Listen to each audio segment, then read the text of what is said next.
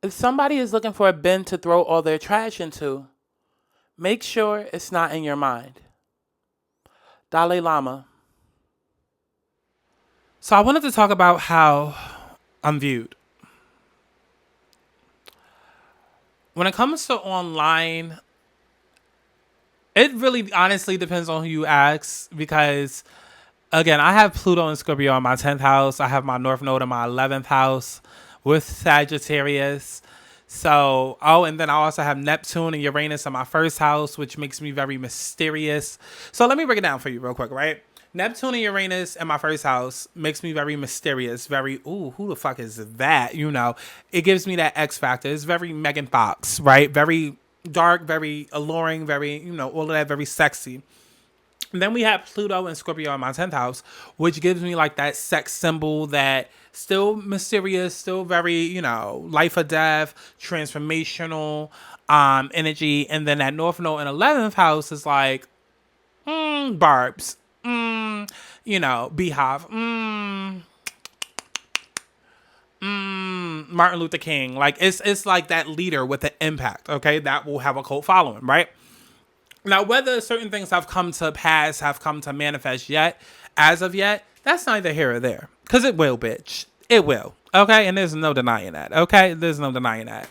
But needless to say, it's like, when I'm on people's good side online, people look at me and they love me. They see the confidence and, oh my God, Aubrey, Sky, how are you so fucking confident? And that's the one question I always got since I've been on YouTube is, oh my God, how are you so fucking confident? Survival.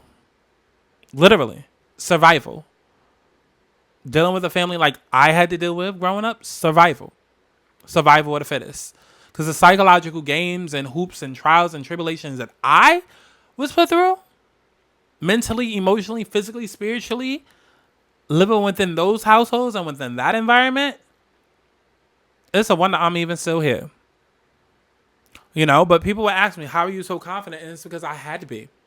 I had to be. I had to be because, we're talking online where I was someone who I never felt like I was close to my family. I never felt like I had my family. So, I also felt like when it came to friends, half the time they were my friends, half the time, I didn't know they were fake and they were giving me their ass to kiss. And then I'm trying to find true love within not friendships, but within dating, and that's not working either. So when it came to coming online, it was like, okay, let me just get my all, you know what I mean? And we'll go more into depth about that in the one about YouTube, but it was like, let me just get my all because this is, where people are supposed to love me back. Even though I wasn't really too as deep as I am now into astrology to know about Sagittarius, North Node, 11th house, and the impact that I'm supposed to make, especially with that Pluto Scorpio in my 10th house of career, even though I didn't really understand the depth of impact that I was going to make on people's lives, I always knew that I was going to alter it in some type of way. Like I grew up knowing that I would be a pop star. So, I had always craved that connection and that attention from a fan base, so online I tried to give that. And honestly, didn't matter what character I called myself presenting. It's either you hated me or you didn't. A lot of people found me vulnerable. A lot of people, found me indecisive. A lot of people found me lazy. A lot of people found me interesting, intriguing. It really just depended on who you asked. But that was all. Still way better than how my family viewed me. Okay? And then when you talk about socially, which is in real life, okay? And by socially and in real life, I'm not so much talking about like high school and early years and things like that. Like I kind of did that in episode 1, but just in real life now. Like we're talking like when I'm outside, when I'm going to clubs, my social life in New York and, things like that. Like people love me.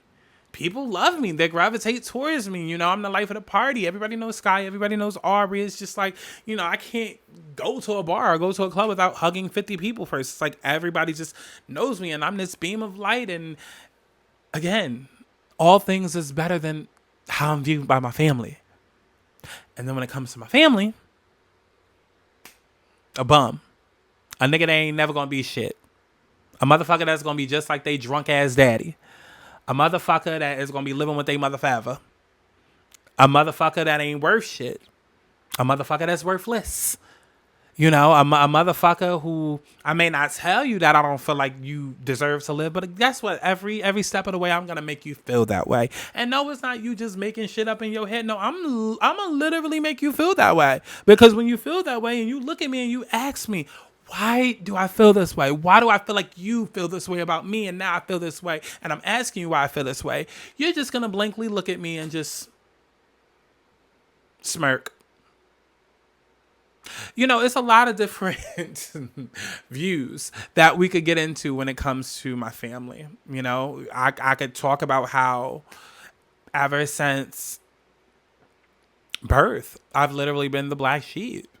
You know, it's kind of just been like the problematic one, the problem child. You know, that's how everyone viewed me. You know, it's crazy because when I was a kid, I was a smart one. I was that's going to be the doctor, the lawyer, the da-da-da-da-da-da. But as I got older, especially around puberty, especially around my pre-Saturn return, see, nothing is accidental, especially around when my relationship with my mother got worse, extremely worse.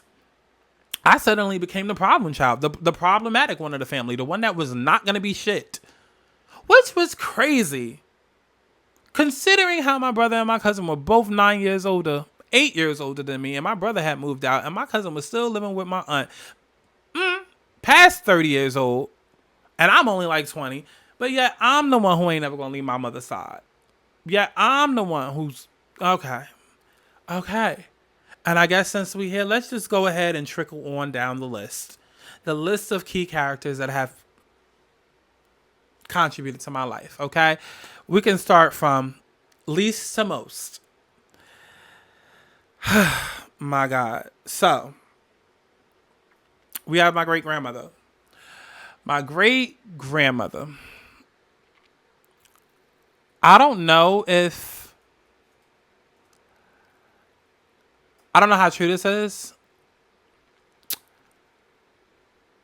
but I want to say that she was psychic. Because usually when it comes to gifts and shit like that, even though it can be passed along both sides, because, you know, male and female energies, well, not male and female, but masculine and feminine energies, two completely different things. Even though, you know, whether male or female, you have both. A lot of the times when it comes to like your gifts, your psychic gifts is usually maternal. And this is things that I'm starting to realize over the last few years, you know, just insights and downloads that I got, you know, about why I'm so connected to roses, and why I named my child Ariella Rose. And, you know, as I just started coming into my gifts and my psychicness and shit like that, I was just like, yeah, it was probably my great grandmother who was psychic as well. Because I don't really have that many memories of her. I don't. You know, because she wasn't around very long. She must have passed away when I was like 6. I don't know. Like, she passed away fairly early into my life, so there's not really much that I could say about her, good or bad. I don't remember. We were cool. We were close, I guess, but, you know, as a grandmother and a great grandmother and, you know, a little kid would be. But I do have like a strong inclination that my gifts came from her. I do. But there's that, okay? And then there was my grandfather on my mother's side. Yeah.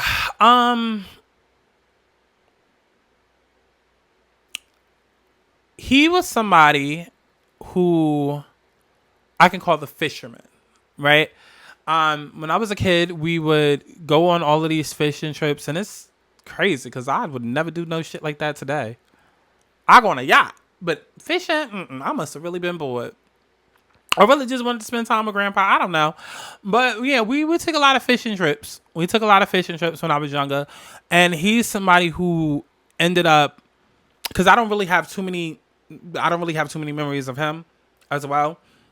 But he's somebody who passed away when I want to say like my 8th grade year, which was around the time. See, nothing is fucking accidental. Nothing is accidental. As I'm going through my Saturn return, I believe my mother was as well. And so, because of the age that she had me at, and usually a lot of people mostly have like their kids or like get married around like Saturn returns, or you're usually born in your parents' Saturn return, or vice versa, or some shit, right? And I believe that this is one of her pre phases, because it was around the time that I was 12 that my grandfather had died. And again, around the time where our relationship has shifted a lot. And I don't really have many memories of him, really. All I know is that, yeah, all I know is that that was definitely around the time where we decided to stop living in Newark and we decided to move to the suburbs. And this was in between my 8th grade and my 9th grade year. And I knew that I did not want to go to school in the suburbs. That's not what I wanted to do. I wanted to go to the performing arts school that I got accepted at. And so, I fought like tooth and nail to go to that school. Yeah. Then it was my cousin. Then there was my cousin, because I'm kind of going in order of, there's a method to my madness. But then there was my cousin, who we can call the golden child, the untouchable. Growing up, he was like that rich cousin because of my aunt, right? Because he was the only child. And so, he got a lot of things before, me and my siblings did. And, because he was the only child, he got a lot of games. And, I definitely always envied his growing up compared to mine's, because my mother struggled a lot more than my aunt did. And, of course, also my mother had, 3 different kids or whatever. And so allowances was different. Like, when I'm getting a $10 allowance and then I'm looking at, my cousin is getting like $100-$200 allowance, it's kind of like, okay. And so naturally as a kid, you feel sad about shit like that.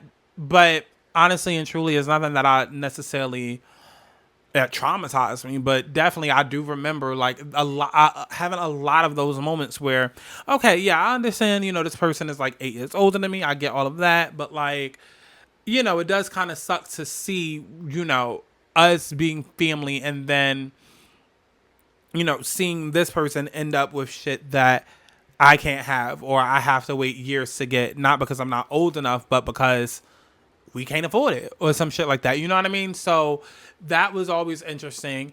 And then, the older that I got, the more that I realized like, oh, this person is like really untouchable in the family. It's like, not only are we taking vacations around their birthday, and I wasn't until this podcast that I maybe wrapped my mind around, okay, maybe, definitely it does make sense, because of school and things like that. And, but at the time, there was a slight resentment there of like, okay, why is it only around this person's birthday, right? And then especially, too, when you want to get deeper into the years where you have all of the family drama and the family toil and the family going back and forth and feuding and shit like that, because my mother and my aunt were very close. But, and we'll talk more about this when I get to that part, but my aunt had a lot to say when it came to my siblings and I. A lot to say. But would all hell break loose if you talked about her baby boy. Would all hell break loose. To the point where very early on, I started to see, as I became a teenager and shit like that, I'm like, especially as I'm like 15, 14, and y'all already asking me questions like I'm 25. Like I'm 30 still in your house.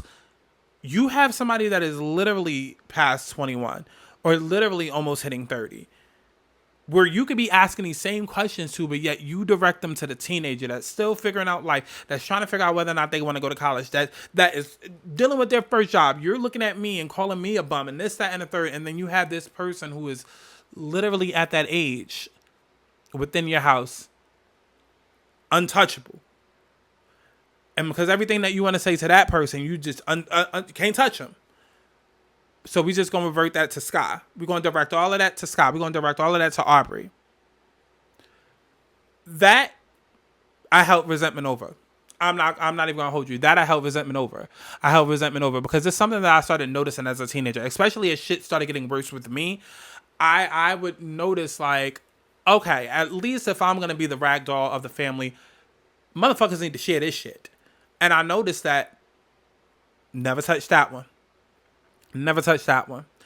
And it always made me wonder if are we not touching that one because they're a ticking time bomb?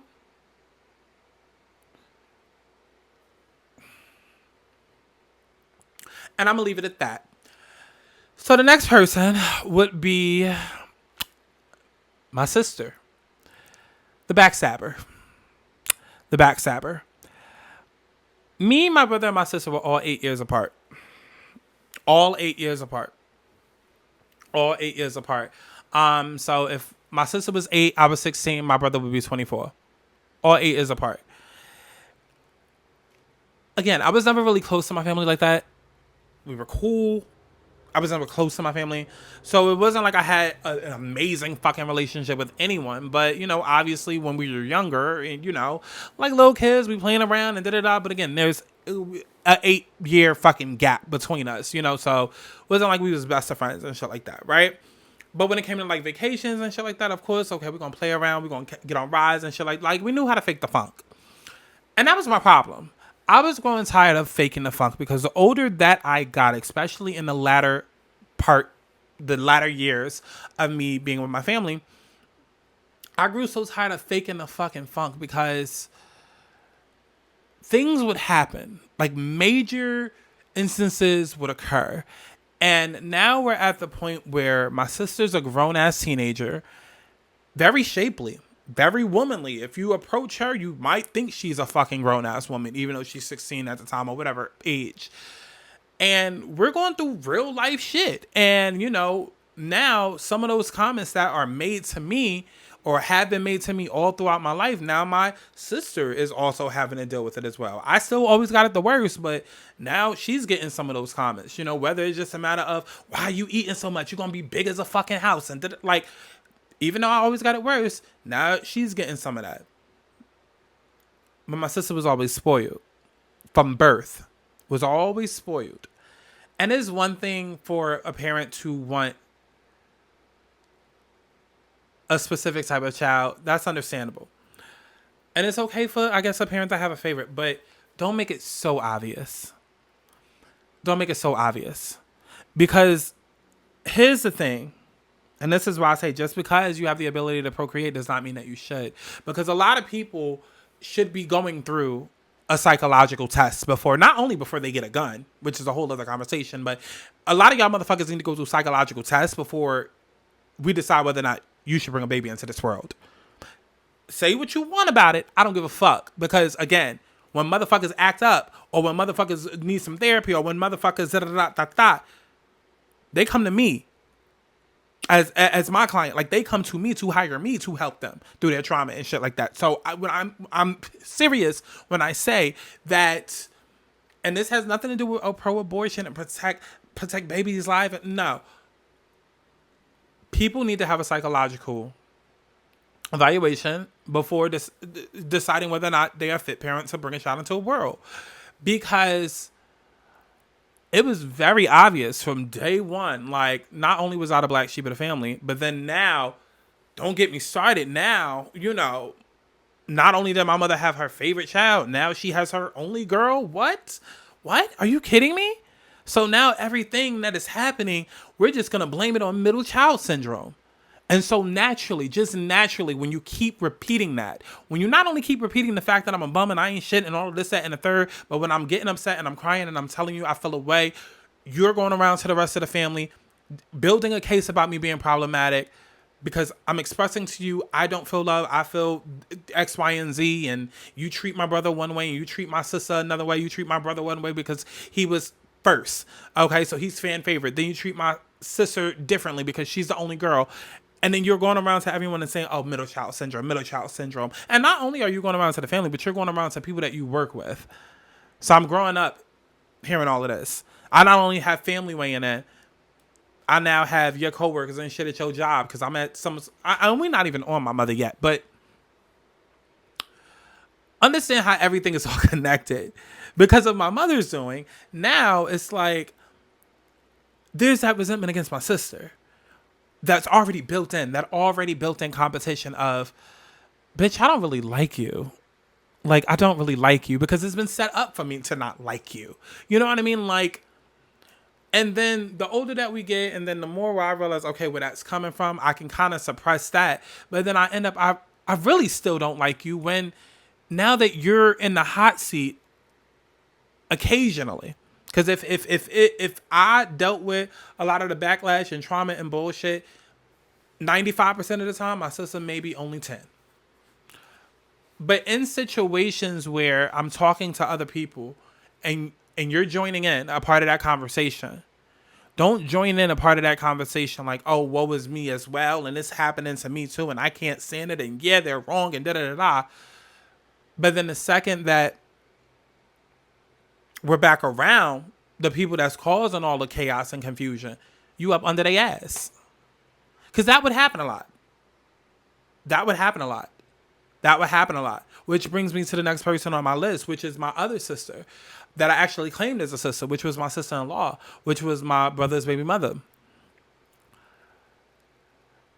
That was someone who was a blessing in disguise for me growing up because she saw everything.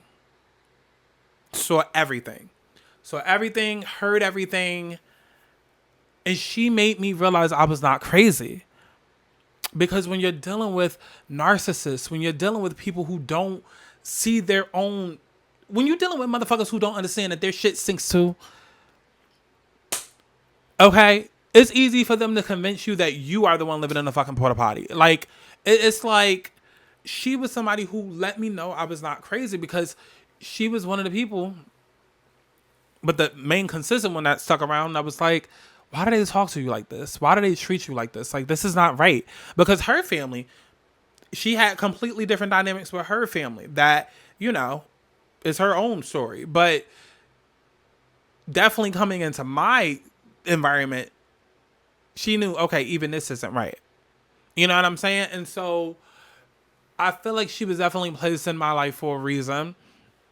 Because being young, 12 years old or whatever age it was that I met her, I needed that.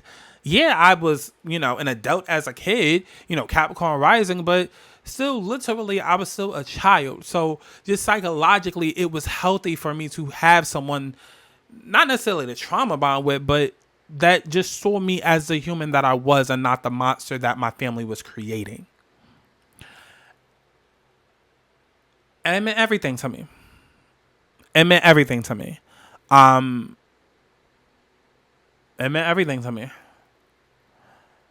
But like I said, there would be moments where I would be with both of my sisters. And of course, my sister-in-law has seen everything, and she's even seen, my blood sister go through some shit. Obviously, no one who has it worse or whatever, but my blood sister would be there and would be complaining and shit too, but then would easily just go back and kiss ass to my family. And I'm not saying everybody needed to be on some rah-rah fuck shit, and because I was the mouth. I was the problematic one. But I'm sorry, treat me how I treat me. Treat me how I treat you. You don't just get respect or demand respect by, especially when you're treating me like a fucking demon. No. You know what I'm saying? And that wasn't my sister. She was more passive just like them. I was more aggressive. They were passive aggressive. So you see how that works out? They were passive aggressive. My sister was passive and I was aggressive. And because my sister was passive, she would just slide right up under them and da-da-da-da. But do you see how everything was just water under the bridge? Like, you have all of this toxicity going on. I'm the only person calling it out. I have my sister-in-law who is noticing everything that's going on, but but so much that she can say because she's not blood to the family. Like, you know what I mean? Like, it's not like she could just come in and just cause confusion and shit like that. So, there's boundaries there. Then you have my blood sister that sees what's going on, but ain't saying shit. ain't saying shit. Even though it occasionally happens to her, ain't saying shit because she's been brainwashed to worship them. Then you have my brother, the thug, the street boy, who, when I was a kid, we went at it a lot. But I say just like kid shit. But he is the reason why I got this shit right here. Okay, the one about injuries. Okay, the one about body injuries, the one about surgeries. Okay, if you know that story, you know that story. Okay, but he is the reason why I had my fucking cut on my Harry Potter cut. Okay, but oof, I don't even know what to say about him. Because my relationship with my brother as a kid was very much different than as an adult. Mind you, for a lot of my life, he was there, but not there. Because a lot of my life when I was a child, yeah, but then he left after a certain point, and as my child, I was a child, and he was 8 years older than me, so it wasn't like we was close. He was just there. And then, for the majority part of my growing up, he wasn't there because he had left the house pretty early.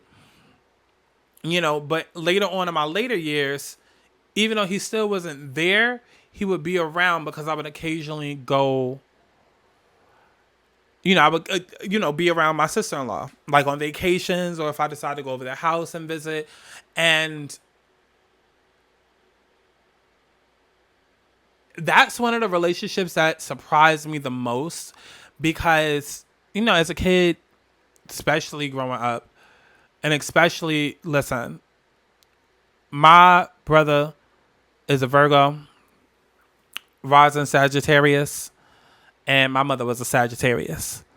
So Sagittarius and a Sagittarius rising, it was basically the same goddamn person, which made a lot of sense if you knew them. It made a lot of sense. They were the same goddamn person, and they were obsessed with each other and damn fucking best friends. And so growing up, that definitely sucked because you're trying to follow in the footsteps of this person, and mind you, like I'm not gonna sugarcoat shit. My brother was in the streets. You know what I'm saying? Was in the streets, ripping and running. I remember when, dreads was a big fucking thing, and they was just locking up black men because they had dreadlocks. And I remember when my mother drove my brother to the barbershop to try and get him to cut off his dreads, and he hopped out the car and went fucking missing for like days at a time because he did not want to cut off his hair. Like, I remember him being in and out of jail. I remember all of this shit that you would think would at least give me some brownie points. Because at the very most, I was getting a C in math class.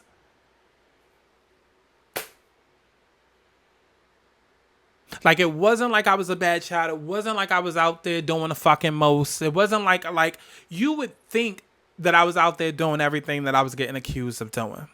You would think.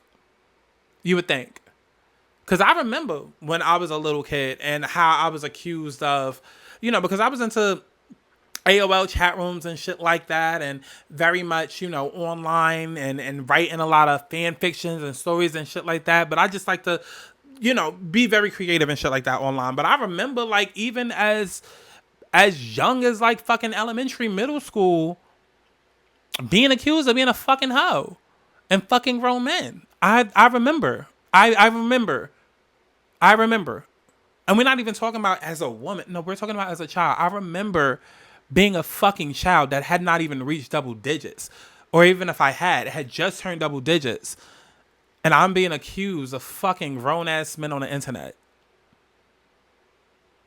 And my brother's co-signing. Because him and my mother are like that. Like, literally, to this day, my mother's words still in my head was done in the dark will come out in a light. I remember that very clearly.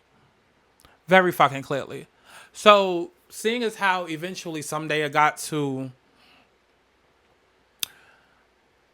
the point where my brother went to jail, he was out of the house. I'm growing up without him. Just naturally, you just forget shit. Like, I'm not going to hold on to a grudge. I'm not going to hold on to some shit that made me mad when I was like 12, if now I'm 24 and I ain't really lived with you. So like, you know what I mean? Like, I'm not going to hold on to nothing like that. You know what I mean? So naturally you just get over shit, especially when as an adult, now you're able to see me as an adult. Now I'm not just, oh, the little kid brother, the little, the little annoying kid. Like now you see me as an adult, somebody that can, like honestly, I think the changing point for me with my brother, for me mentally, was when I started smoking and drinking. And he could ask me for a cigarette, or I could ask him for a cigarette, or I could ask him for some weed, or like I think that is when it was just like, okay. Or, like if not around the same time when I had a kid, like that is same shit. Right. And that was another thing too. Seeing my brother have a kid, cause he had his kid very young at like 16. Seeing that happen, I looked at it like, I can do that. I can have what? My brother made it work. He had my mother. He had my family. They made it work. Again, just because you can procreate does not mean that you should. There should be a psychological evaluation. Y'all can sit here and keep trying to, don't police a woman's, fuck all that shit. Fuck all that shit. Because when y'all having kids at 12 years old and y'all can't handle it and y'all stress the fuck out, coming home beating your kids' ass or making them feel like they shouldn't be alive, again, they someday end up to be my client.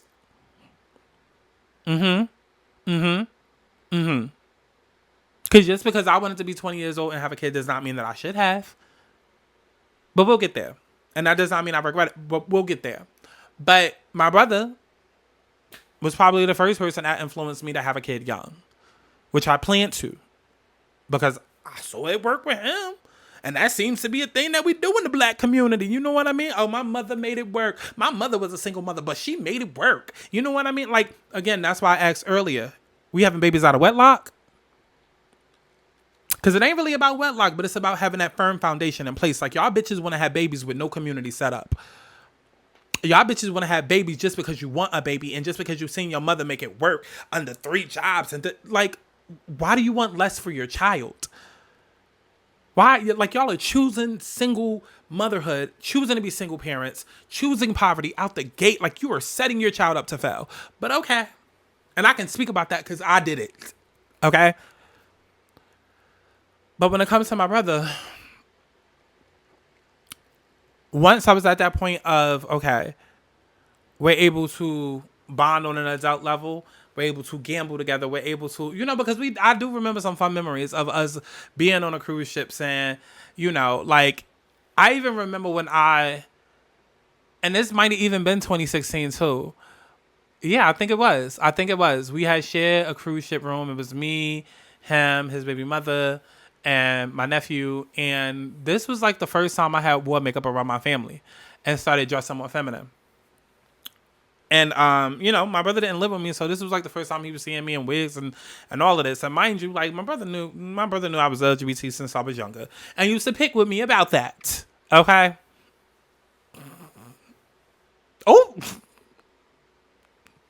it ain't that type of party. Cause never mind. I have grown. I've really grown. Okay, I've really grown. Because I'm not...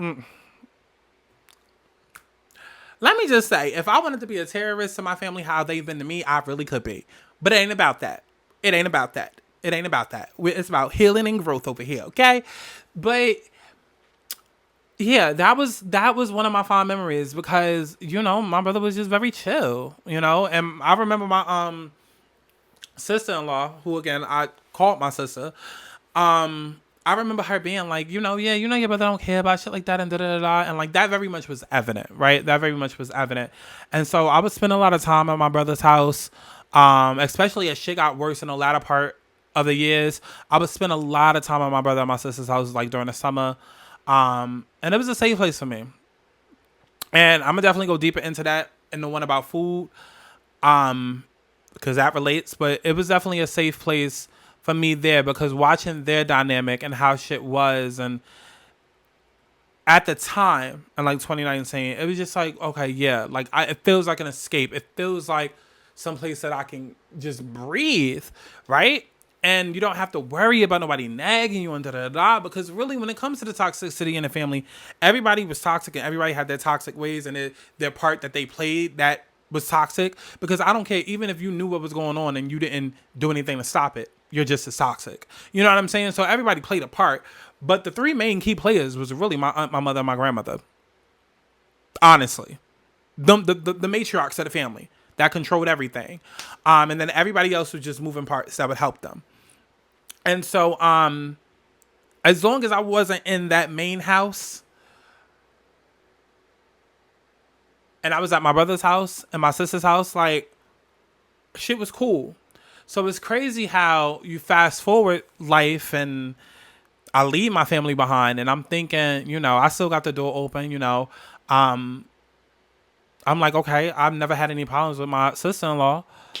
And, my brother, like, sure, we had our issues when I was younger, but like, if I've needed money, he's giving it to me. He's, even though we don't speak, every time it's my birthday, he sends me something like, so I don't, if I'm going to have family around, even though I've cut off everybody, why not them?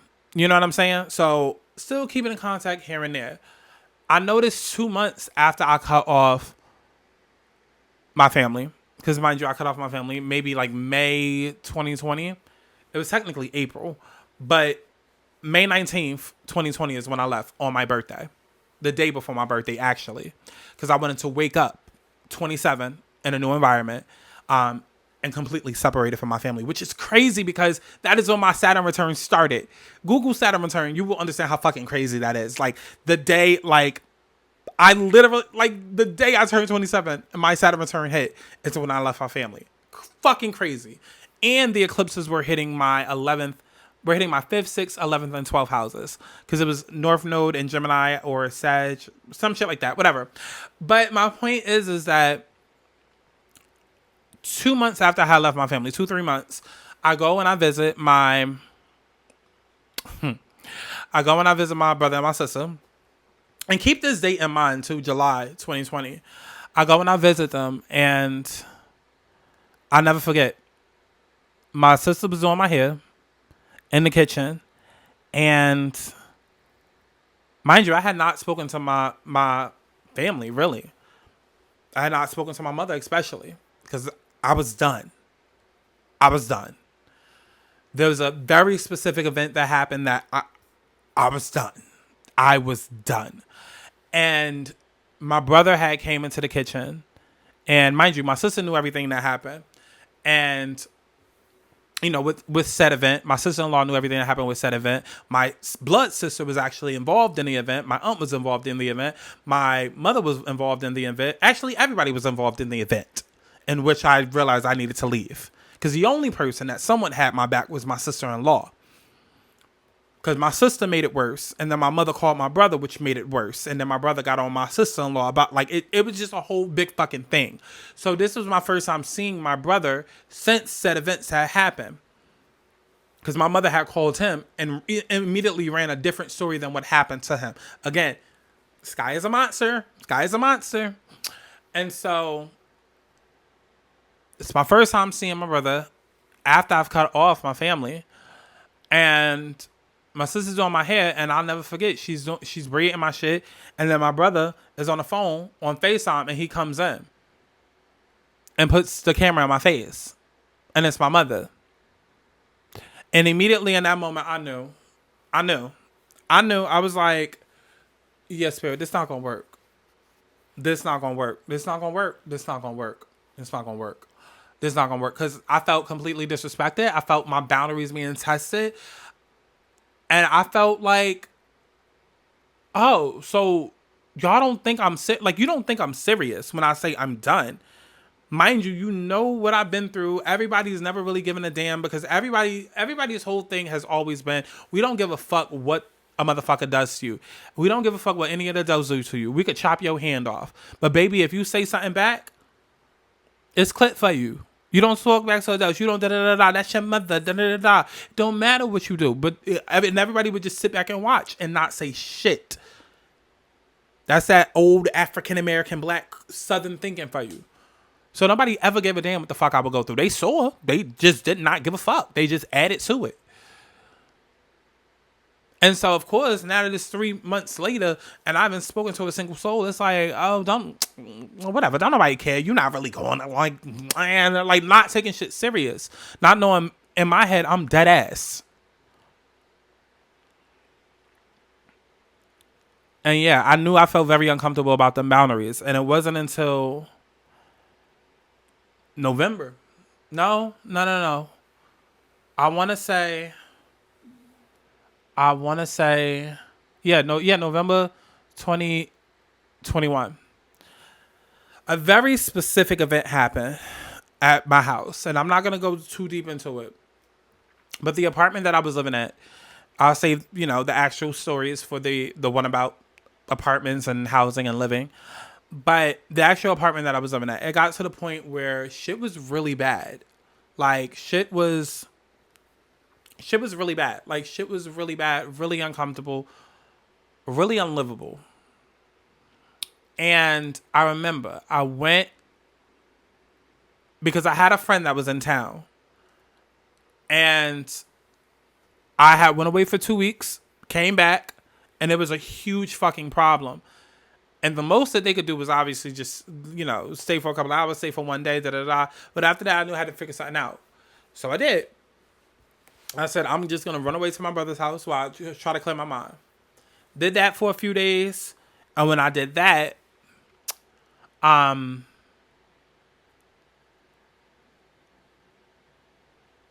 brother had said to me, because when I did that, mind you, it's 2 years that's gone by. I'm resentful as fuck. I'm pissed as fuck because the whole pandemic has happened. It's been 2 years. Like, literally that July was the last time that I had saw my brother, and spoken to my sister. Spoken to my sister-in-law. Mind you, too, as well,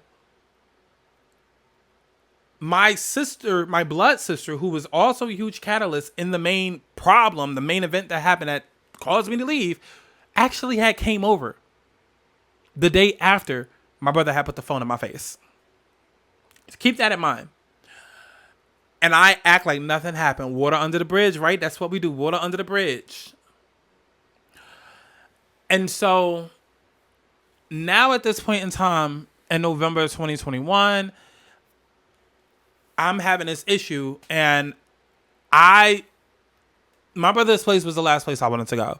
Because for one, I felt uncomfortable because I'm like, I can't trust you. If every time I'm going to be at your house, you're going to try to put my mother on the phone. Or, like, I have been ducking her emails, ducking her calls for a reason. I don't want to speak to her. I don't want to speak to anybody. Like, I'm good. I'm good off, y'all. I'm good. So if every time I come around, that means that you want to have a phone in my face trying to get me to speak to them because you don't think it's that serious and you're not respecting my boundaries, then I can't come around. Y'all can't be around me. I can't be around y'all. So I had not been to their house in over 2 years. And also, too, I was salty as fuck because I had not heard from my sister-in-law, who I was extremely close to, in over 2 years. Now, granted, it's a pandemic. Everybody going through their shit, da-da-da. So, yeah, it's only but so many excuses I can make before, again, I have to put me first and say, bitch, I left my motherfucking family behind. Does nobody give a fuck about me? Because it seemed like the only person reaching out is my mother. And I don't want to talk to the bitch. I don't want to talk to the main problem. But, of course, thinking that the one person who would be there for me would have been over the 2 years and wasn't. Oh, no. So imagine the destruction. Imagine the chaos that I felt when said event happens in November. And this is right after the eclipse, November 19th. I will never forget it. November 19th. Eclipse happens in my fourth house. And it shook shit up. Shook shit right up. And I was like, oh, this is bad. I have nowhere to go and I need somewhere to go. And so even though I had not spoken to them in 2 years, I'll go over to my brother and sister's house. Luckily, because mind you, I'm still feeling an ill way towards my sister. She's not there because they had ended up getting into a fight. And my brother says specifically, verbatim, he says to me, just to let you know, me and your sister got into a fight. She had, one of her family members here. I had some issues with that, but it's fine because you need a place to stay. And the last thing that I'm going to ever do is let you be out on the streets. Says this to me verbatim. Verbatim. That's what my brother says to me. Says, I will never let you be out on the streets. so you can stay here. Even though I just got mad at your sister for having her sister stay here and overstaying her welcome and whatnot, you can stay here. Because last thing I'm going to do is have my family out on the streets. I said, okay. Stay there for a little bit, then eventually realize this is not doable long term. Like I must have stayed there like a day or two. Like it wasn't long, but eventually it was just like I was only there to get my thoughts and shit together, because I was just like it's like I was trying to think of things. And again, I don't want to get too deep into it because that's a whole episode of its own. But long story short, it ends up being that I needed to go back there in January of 2022. And during this time, by the time I go back, my sister is there. We hash it out. I tell her how I'm feeling, how resentful I was feeling, towards her, And I tell her I need a place to stay. She's like, yeah, just make sure, you talk to your brother, right? I don't want to get all into their business because that's not the point of what I'm saying. But just know that they were going through their own issues or whatever. So, I would stay with my sister and then my brother would be in the living room or whatever. So, by the time I did see my brother, it was like days later. Like it was easy to let days go by without actually telling him like, okay, yeah, I need a place to stay and this time it's serious. Because, at the same time, I'm still trying to figure out a plan of what I'm going to do because, both times where shit happened, November and now this time, the one thing that's in my head is you are not going back to your mother's house. You are not. I will end up homeless before and when I say I literally had no place to go, I had no place to go. None. I was at the last place that was even possible. So, much to my surprise, when, a couple of days go by, it's probably like 4 days. Because in my head, I'm thinking like, okay, at the most, I need like maybe a month, 2 weeks to a month to get my shit together. Because I needed to move out, like emergency-wise, I needed to move out. And I did not know how I was going to make that money. Because at the time, I was doing like Uber Eats and Grubhub and shit like that. And I kind of had it calculated, but wasn't really sure of, because readings and shit has slowed down and all of that. And I was like, okay, I got to get this money together. I got to get this bread. Because I cannot, when I say it was literally, I might as well literally have been living in the sewer. It was really, really bad and unlivable. And it tested all of my psychological fears, and it was bad. But probably around like the third or fourth day, my brother comes home. And, we had this thing going where, every day, and mind you, too, it wasn't like I was just sitting there, taking up space or anything like that. Like, I was barely there. I was really just using their place as a place to rest my head because, again, I had to make money. So I would come there. With some beers, usually for me, for my brother or my sister if she wanted some, come with some food, or, I would cook. Even I was barely there, I would try to, give back to the household. You know what I'm saying? Because while I'm trying to make rent and shit like that, here, I know y'all need some water, or, y'all might be hungry. Let me order some food, or, little shit like that. So I'm doing all of this, and, eventually one day my brother comes in, probably like the fourth day, asks for a cigarette, and I was like, yeah, hey bro, do you mind if I stay here while I get on my feet? And he was like, sure, how long do you need? I was like, probably I don't know, honestly, at least 2 weeks. I'm still trying to figure everything out now. He was like, is everything okay? I was just like, listen, because I didn't want to tell him what was going on, but so I just told him, listen, there was a pipe that burst into my apartment, and it's flooded out, and I can't be there, it's unlivable. And he was just like, okay, yeah, I get it, it's not a problem, it's fine, it's not a problem, it's fine. Mind you, the whole time I'm there, I'm cooking. Not only for myself, but if I cook for myself, I'm asking my nephew if he wants something, making sure he ate, trying to, bring beers and shit home, trying to bring fresh water for them home, trying to add to, the house, whatever. And maybe not even,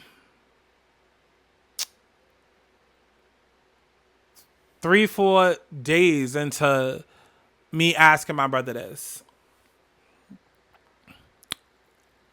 I remember I was so excited because I had just got a wig. And it was probably like my first day that I had this wig too. Or second day. And I was so happy because so it was the first day. It was the first day I had got this wig. Not this wig, but it was a curly wig. And I had just slayed it. And anybody that's known me from my old channels knows that, call me Sky Santana because I fuck up a good custom color. But when it comes to like wig slayage and gluing down a wig, and like that's not my forte. That's not my ministry.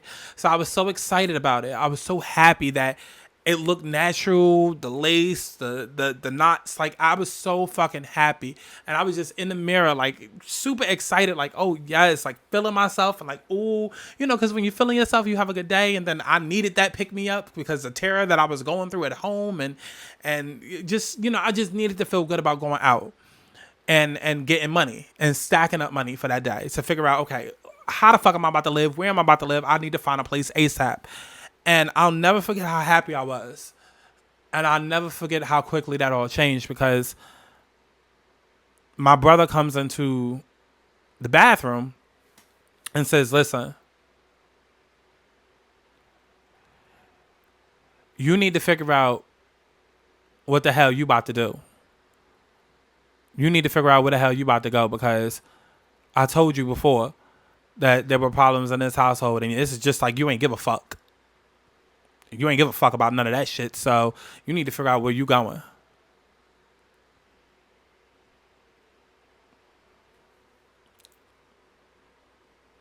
Mind you, when I asked in November, probably 2-3 months before, you said that you would never ever leave me homeless. Never ever leave me on the streets. So now at the point in which I'm here, and I'm on the streets. Granted, I've been there already for about 3 days, whatever. And you thought I was just visiting, cool. But even in which I asked you, you was in a good mood that day. Came home happy, da-da-da-da. And say, yeah, that ain't a problem. And I specifically told you, like, probably like 2 weeks at least, da-da-da. Not even 3 days into them 2 weeks. Because it started from there, not from the 3 days before that. Like, you had no issue. But then on the one day where I'm super excited and I'm like, oh, yes, we're going to get this money, da-da-da-da. You come into the bathroom and tell me that you already told me. And it's like, I ain't give a fuck. Yeah, you told me y'all was having problems in November. And you also said in that same breath, I would never want to see you out on the street. I would never leave you homeless. So you could always say it. Like, and when I tell y'all I cried my fucking eyes out, I cried my entire fucking eyes out because what that told me was close that door because I tried to be nice. I tried to, because mind you, being back, me and my sister had reconnected for a little bit, and of course we talking about everything, and I have not spoken to anybody of my family in the last 2 years. So I'm finding out all the tea and what's going on and who doing this and da-da-da. And all I'm finding out is that shit has gotten way worse. Way worse. And without getting too deep, again, because this is not about other people's business. This is about my story. Granted, my brother's checkered past had caught up to him. And now this was a game of chess. And he was losing. So I can understand certain things, and I totally also understand the mood swings. I'm not an evil person, and everything isn't always about me. You know what I'm saying? So even before I come to put it this way, even though my life was fucked up and chaotic, I didn't immediately actually, I didn't even say a goddamn thing. But I didn't immediately feel like, oh, wow, just fuck me. And no, I tried to rationalize shit. I tried to think, okay, well, da-da-da, and da-da-da, and like try to think logical and shit that I have been doing all my fucking life, which is the point of this goddamn podcast. I got to put me first. Because in that fucking moment, and it took, I knew it immediately, but it definitely resonated with me later on that you have to close that door. You have to close that door because you keeping that door open for what? For what? Out of pity? Out of sympathy? Why? Do you seriously like, and this is not me trying to be shady, but like, this is me having this conversation with myself. Like, why is that door open? You and your brother was never close. So why is this door open? Because if every time you go around there, there's gonna be a chance that the mother gonna call, and he gonna put you on the phone. Like, you gotta walk around on eggshells. Like, you still really can't be who you are. Like, why are you keeping that door open? Is it because you know where you're going in your life, and you low key kind of feel like, okay, well, since he's not as toxic as the rest, that you feel guilty if you're not around to help, and like, why is that door open? And the universe made that shit clear as hell. And during that time, it was Venus retrograde. So everybody was learning lessons and shit like that.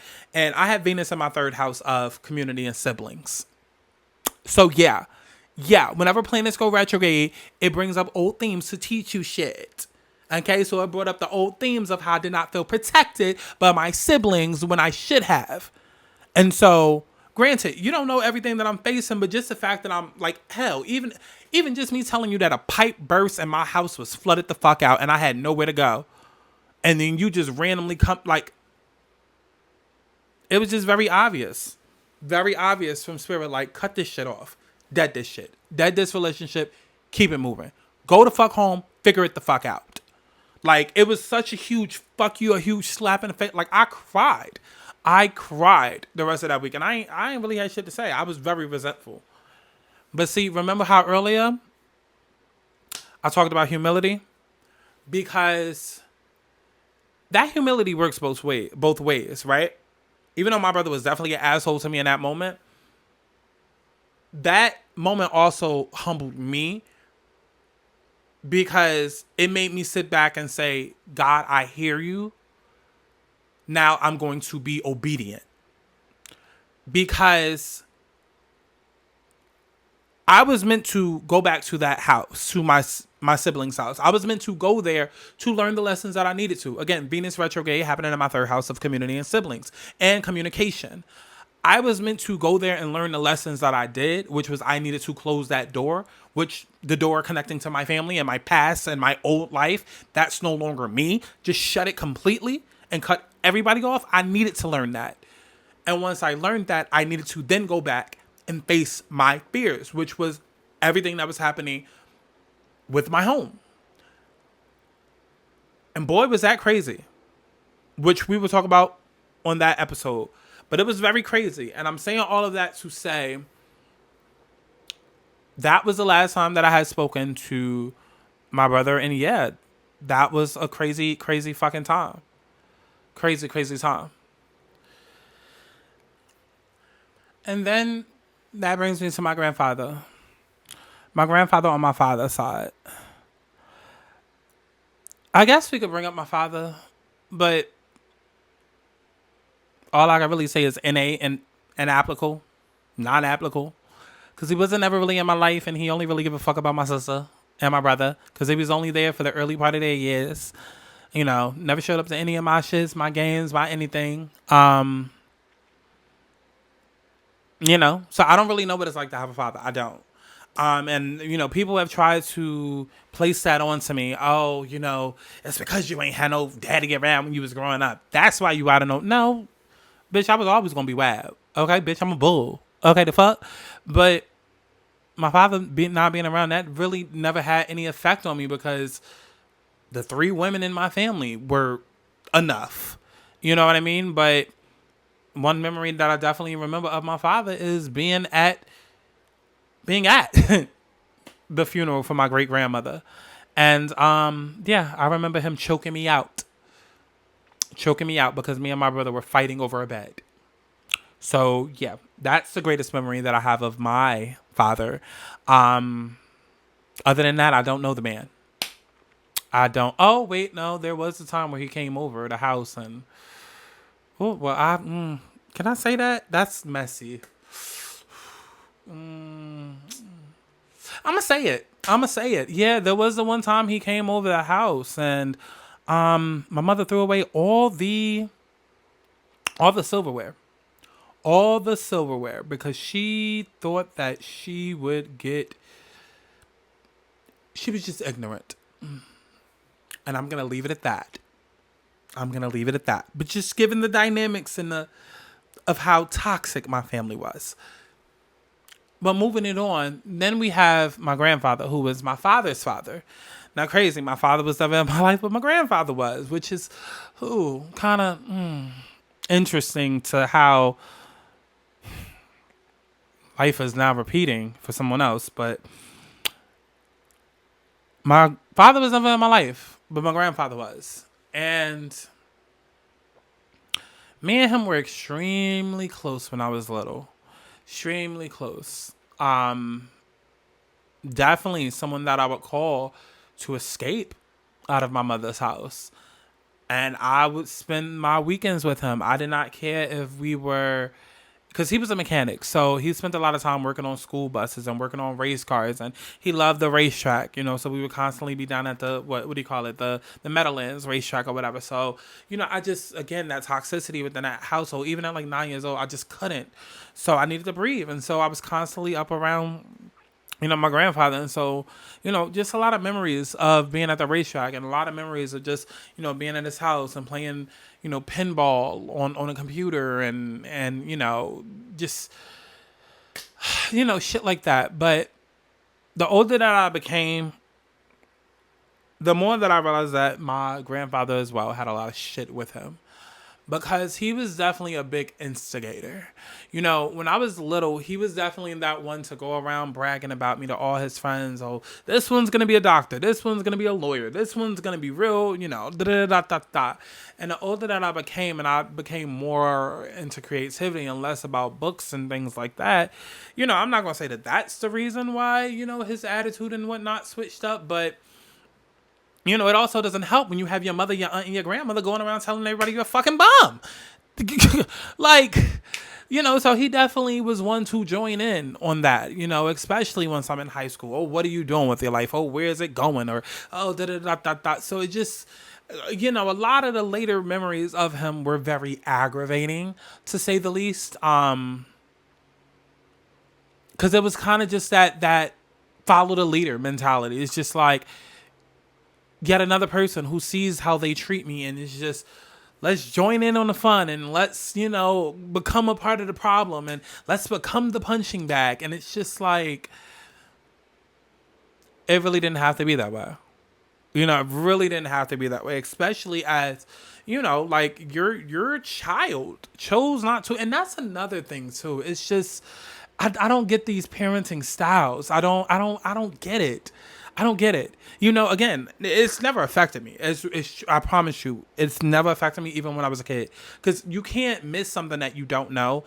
You can't miss something that has never existed for you. You know what I mean? So I never really paid attention to the fact that my father was in there. Again, my mother, my aunt, my grandmother were bad on their own. I did not know. If anything, I wish it was just like a single parent, like literally single parent, because it was bad enough having 3 fucking parents and then my grandfather on the side, but to have them on my ass and then he come around and join in and, especially during holidays and shit, just made it fucking worse. Like, one memory that I have of him, I'm gonna tie that into the memory of my aunt. And so next would be my other grandparent, my grandmother. That would be my mother's grandmother. And that would be my great-grandmother's daughter. Things were very up and down with my grandmother because as a child, we were very close. Then in my teen years, it got very problematic because just her mouth was so reckless. So reckless. So reckless and so damaging to a child's self-esteem and toxic. And it wasn't until I was an adult that I realized where my aunt and my grandmother got it from. They got it from my grandmother. And we would get into it a lot. I want to say, like, especially around the ages where, like, after my grandfather had died, it's like my grandmother had just become this bitter old woman. And it just, everything upset her. Everything, like, it was just like her and my mother were the same person. And it's crazy because, again, there would be good times, like, I used to watch Drag Race with my grandmother. Like, I'll never forget watching season 2 of Drag Race and her saying, damn, all these bitches is ugly. I was like, oop, oop. Okay. Like, you know what I mean? Like, and that's another thing too, like, of why I've never really like opened up about like family issues and stuff like that, because people automatically want to try to gravitate to something that makes sense. Oh, it's the daddy issues. Oh, it's the fact that you're LGBT. No. It was never that. It was never that. It's just they were just not good people. And so with my grandmother, it was a lot of just old bitterness, naggy, stuck in your ways, like, especially after, her husband had died and she had to live with us for a while, then that was a lot. And it's crazy too, because it's like it was a lot. And then, it's almost like after her hip had broken and she needed to depend on everybody a lot more. Because there was one point where we was all living in a house together, right? We were all living in this big ass house together. And, she would go out into the garage to smoke her cigarettes. And then, she always said, like, I feel like God was trying to, tell me to quit, because that's how she ended up breaking her hip. And it's almost like life did humble her, because she would go in and out the garage down the stairs to smoke. And one day she ended up falling and breaking her hip. And, still had that same mouth, but less zest over the years. And definitely in the latter part of my years of me leaving my family, we were definitely a lot, because I don't want to misuse the word close, because I wasn't close to any of my family. But out of everybody, we were probably the closest, because I would see her every day. And I'll go deeper into that in the episode, the one about food. Oh, speaking of food, let's get to the bitch that kicked me out for eating too much, okay? I wish I was lying. My aunt.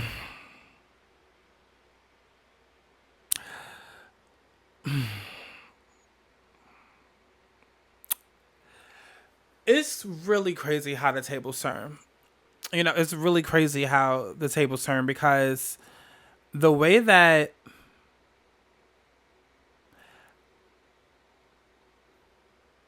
my aunt was like my best friend when I was a kid. Like, the way that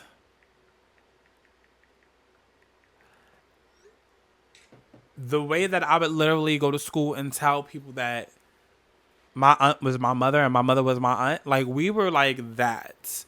And I remember a lot of memories of like staying over her house and sleeping in her bed. And I remember her old cars. I remember the old candy she used to eat, like these little purple, like, oh, I need to give me some today. Oh, maybe not. It might trigger me. But the little purple, oh, it was so good. And, I remember going to Wendy's and getting little nuggets and shit, And, like, I also remember spending a lot of time at her several different houses, because, like, every other year she had a new house. And, spending a lot of time at her houses because, she always had the better house. She was, like, the rich auntie. So, okay. She was a rich auntie. And so we would go over to her house and, swim in her pool, and that would be where we had cookouts and shit like that. So, like, a lot of great fucking memories. A lot of great memories. But as shit grew toxic between me and my mother, shit definitely grew toxic between me and my aunt, because I started noticing she had an opinion for every fucking thing. Every fucking thing. Everything. And my whole thing was always, why is everybody always on me and never on my mother? And I would ask my aunt that, and she would always say, well, how do you know what it is that I do? How do you know what it is that we do? Maybe we do it, but just not in front of you. And I would always respond, how the fuck is that working out if y'all letting this bitch ragtag me and this, that, and the third, and then y'all not saying anything to jump into my defense? And so just fuck me, fuck my confidence, fuck my upbringing. Just allow me to walk around feeling like a fucking monster. Got it. So I remember sophomore year, things had gotten so bad between me and my mother. And I was just like, I can't do this anymore. I cannot do this anymore. And it was freshman year. I was going to school in Newark, living in Sayreville. And at the same time, this is when my adopted cousin, yeah, because my trash ass family, they had the nerve to even adopt, okay? Right. This is the same one that I went to Vegas with. And the same one that bloodied up the pool. That wasn't a neighbor. That was my adopted cousin. So, listen, since we airing shit out, yeah, if y'all remember that story time, I lied and said it was a neighbor. That's the only time I lied.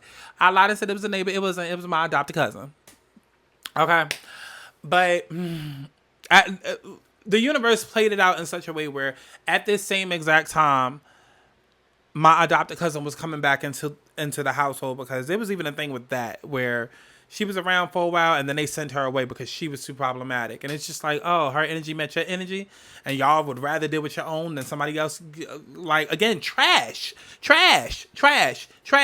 You sending her back for having just as much, like, the problem is y'all. The problem is y'all. Y'all go into a foster system. If you care, you care. But no, y'all didn't care. Y'all cared for a check. Okay? But now money getting low again.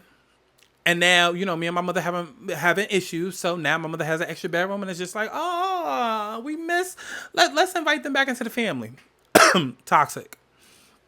And so during that time period, it was freshman summer, and then I pulled my aunt aside, and you know, I was just breaking down, crying one day, and I was just like, I can't do this anymore. Can I come live with you? And she specifically says, I mean, she was like, you know, I don't have a problem with that, but I'm just letting you know now, you know, you living with me is just putting a Band-Aid on the situation, because at the end of the day, that's still your mother.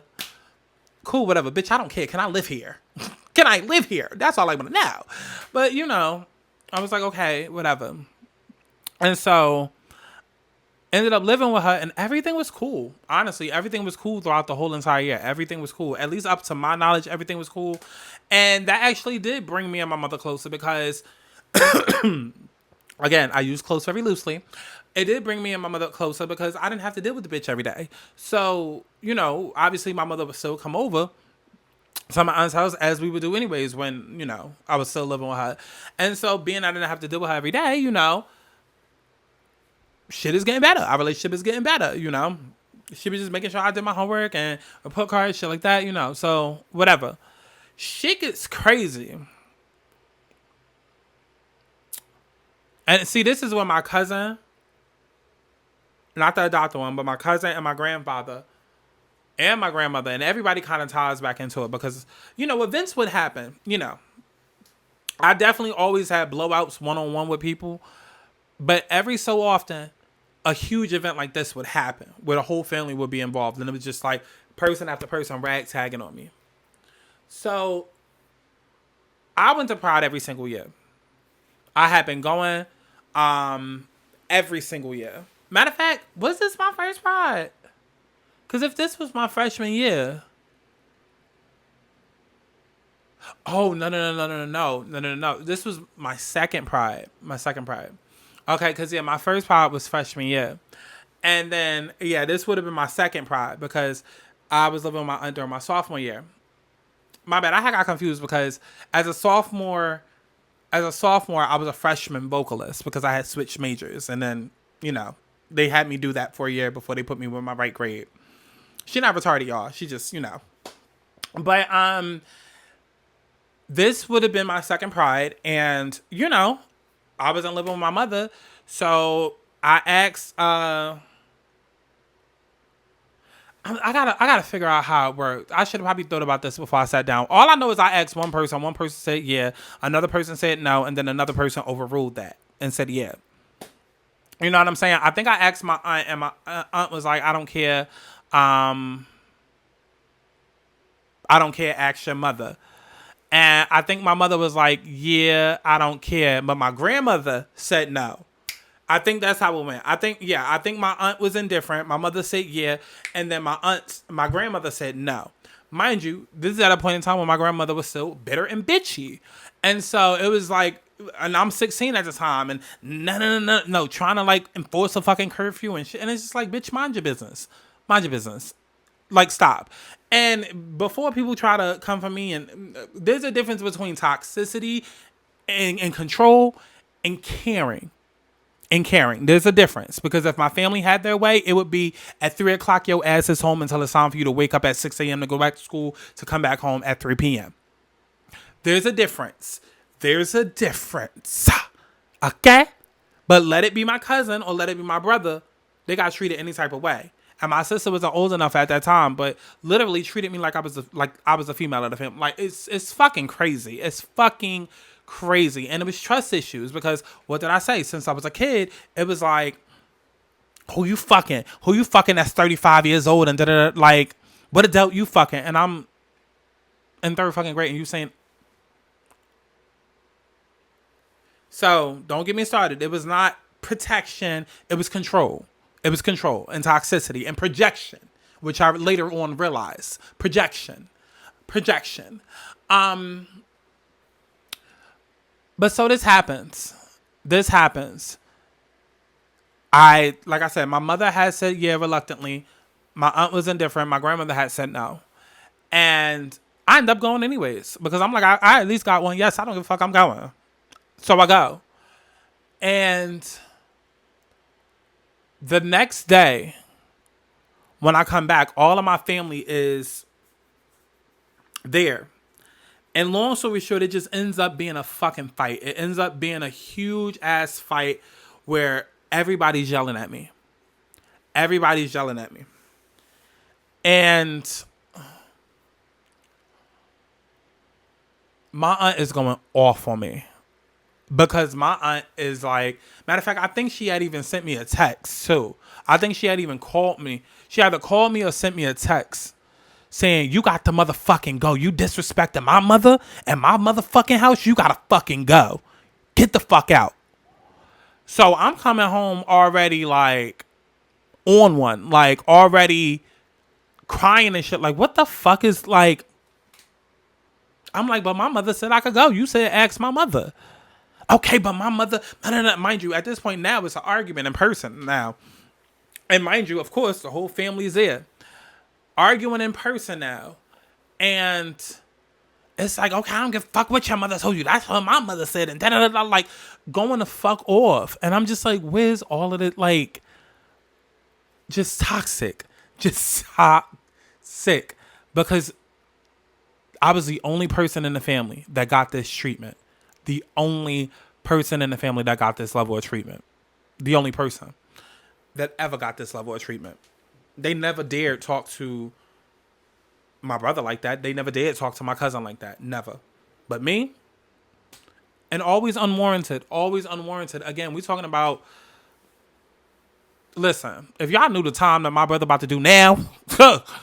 And that was like pre-shadowing and pre-warning from pre-shadowing, whatever you call it, foreshadowing from when he was a kid, and then the amount of trouble that I got in, that really should have been his trouble. Like, so it's like you can see how that can build resentment, and how, like, if I wanted to grow up hating my siblings, I easily could have. But yeah, everybody was just yelling at me. My mother was silent. And I'm going to get to that in a second. But you got my grandfather that's instigating shit, because he comes into the room out of nowhere. You know, he ends up coming over. Hey, why would you do that? Da, da, da. So you got him. You got my aunt going off on me. You got my grandmother that's just sitting there with an attitude. And I'm going the fuck off. And I don't know if my aunt's half the time boyfriend was there or not. I don't remember. But... maybe he was involved at some point, because I know there's been arguments where I've had with my aunt and he's gotten involved. I don't know. I know at some point my cousin comes and tries to get involved and tries to fight me. Like, it's like, and physically fight me out of nowhere, not even knowing what's going on. But on some, that's my mother. And my mother's just sitting there silent. And that happened a lot. That happened a lot. My mother would cause confusion, would cause turmoil, would cause upheaval, chaos. And when shit hit the fan, would say nothing. A lot of times would even sit there looking like a sad, lost puppy, like, I don't know what to say. And it's just like, Mom, say something. You caused this. Say something.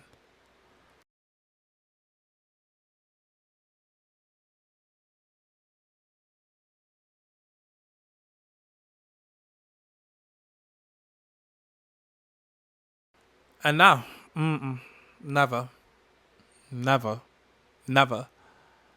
And so it was very clear as day that that day I needed to get the fuck out, because that's what my aunt specifically said. Was like, no, get the fuck out. Get your shit, get the fuck out and go back to your mother's house. And I was like, wow.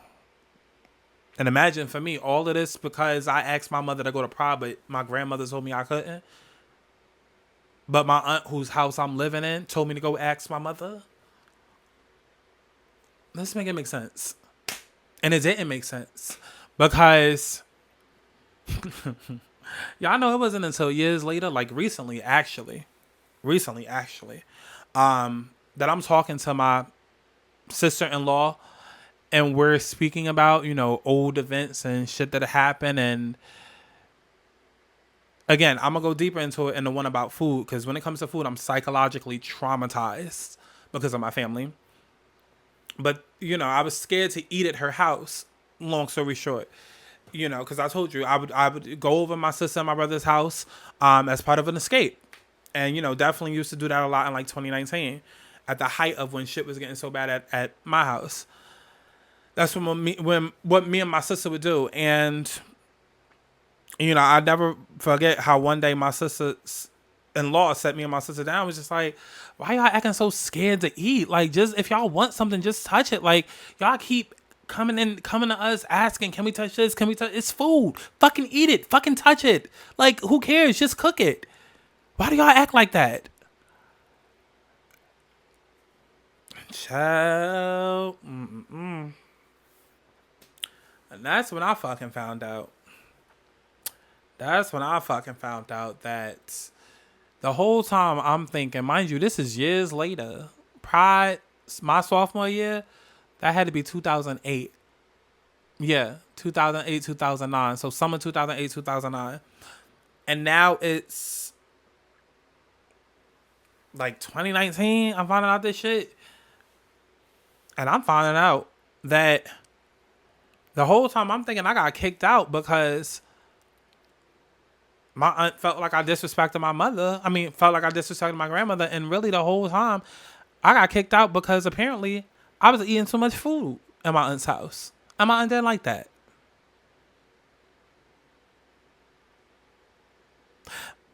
Mind you, there was a freezer and then there was a deep freezer. And I'm not going to go too deep because, again, there's a lot to say in the one about food. But my aunt and my cousin, who lived alone, were very wasteful and also very much the type to, like, have food stocked up for, like, a year. So the fact that somebody... Read between the lines and see how trash my family is. Me getting kicked out for the reason I thought was one thing, but then I'm finding out from a family member that you personally said in their presence that the reason I had to go was because I was eating too much. Okay. And imagine what that does to a person. And that's one of the things I had to unpack over the last few years. Okay. But then we move on to my mother, the gaslight and narcissist, Queen Bee herself. And really, there could be a whole episode dedicated to the one about mothers. Actually, there should be. Because we don't even have enough time for me to go in like how I would want to. Because already this has been long enough. But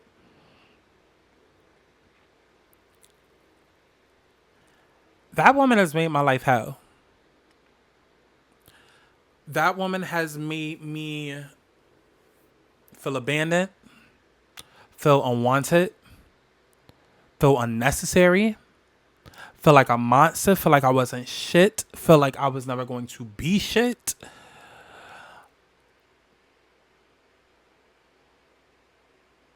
That woman has fucked me up psychologically in so many ways than I can even count. Like, I can specifically remember a time where she got so mad and threw a knife at me. And luckily, the end that you cut with didn't hit me. The butt of the knife did. And for years, I remember that fucked me up. And I was in middle school, too, around that time. You know, but to her, my head was getting too big. Hanging around with my fast ass friends, and I need to stop listening, stop hanging out with a bad crowd. And I wasn't hanging around with a bad crowd. Why is the crowd that I hang around bad? Because everybody know what I'm going through at home, and they telling me, yeah, that's not right. That's not regular parenting. Even everybody else was wise enough to see that shit. But yeah, just dumb shit. A lot of gaslight and a lot of just making me feel inadequate.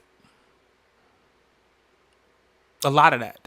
And that truly affected my self-esteem, truly affected every relationship within my life. Friendship, family, friends, dating. It affected every fucking relationship I've ever had with anyone, whether platonic, love, whatever. And my relationship with my mother was the sole reason why all of my relationships with everyone in my family was strained. Because at the end of the day, they were all going to have her best interests at heart. And no one ever gave a goddamn about how I felt. To them, I was the problem child because I was speaking out and I didn't fall in line like my brother and my cousin and my sister did. But you can only do but so much wrong to a person and not expect them to have an identity or a mind of their own to know that this is not okay. And it's crazy, too, because, again, I didn't grow up with a father. So I never wished or wanted a father. And I didn't need to because I was too busy wishing for a fucking mother. You know what I'm saying? And it's like, I remember being young and like trying to complain to friends and trying to, tell people how I felt. And people would do nothing but gaslight me. Oh, at least you have a mother. At least your mother's there. Okay, but how am I supposed to feel when I have a mother, but it feels like I don't? Like, yes, your father may be physically dead, and we cannot change that. Your mother may be physically dead, and we cannot change that. But what happens when your mother is standing right there in front of your face, but is still given physically dead? What do we do about that then? What do we do about that?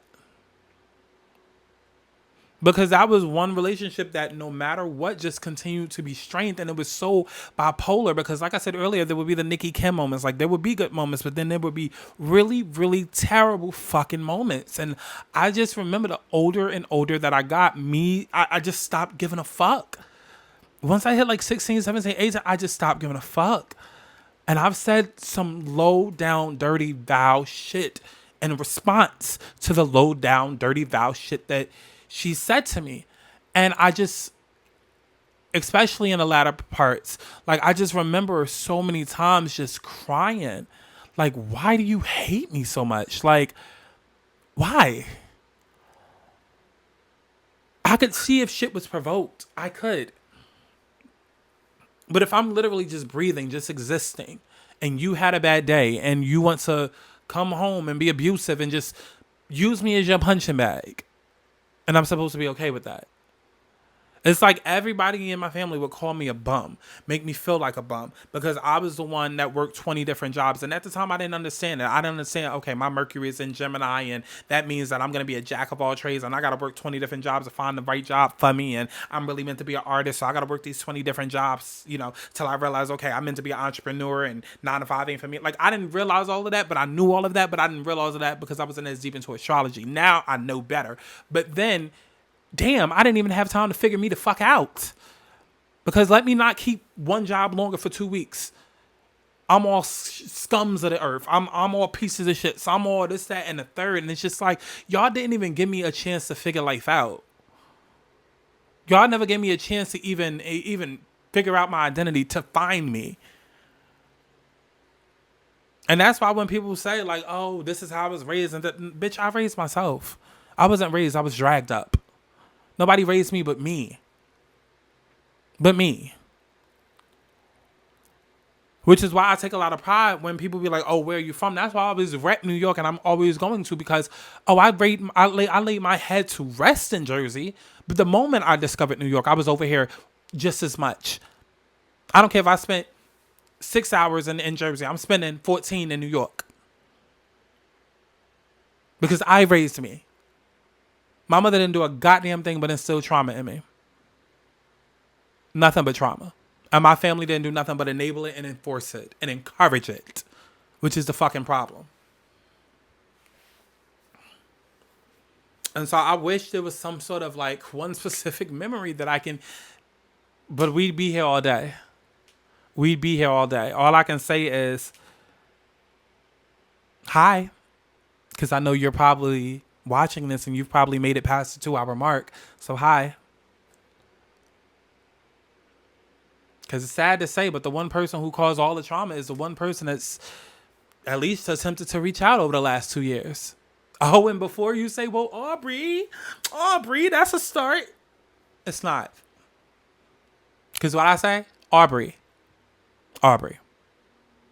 So don't reach out and say, hey, I miss my boy. Don't comment on a birthday photo of me dressed up to the nines. It's Aubrey. And say, yes, my son. I miss my son. Not because we know what we're doing. We know what we're doing.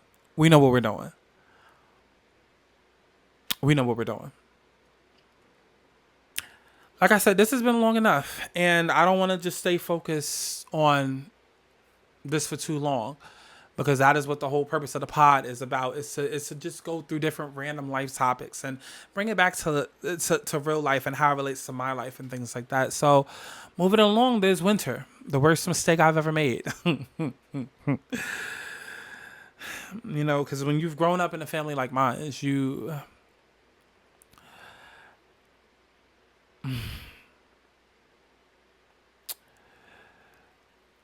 family never showed you love. Friends gave you love half the time. So you look to dating to try and change that. And no. That doesn't help.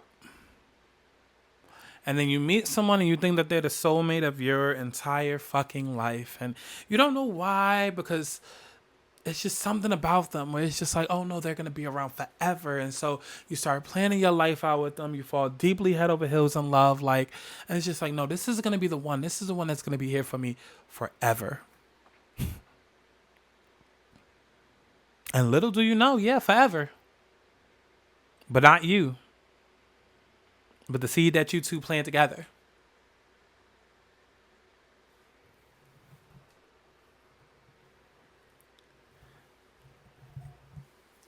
And that's kind of what winter was for me. Because when things were good, things were good. But throughout our relationship, I started noticing that I was dating a karmic. You know, I was dating someone who was essentially my mother. You know, there was little things that I would pick up on, things that I would notice. And so we definitely ended tumultuously.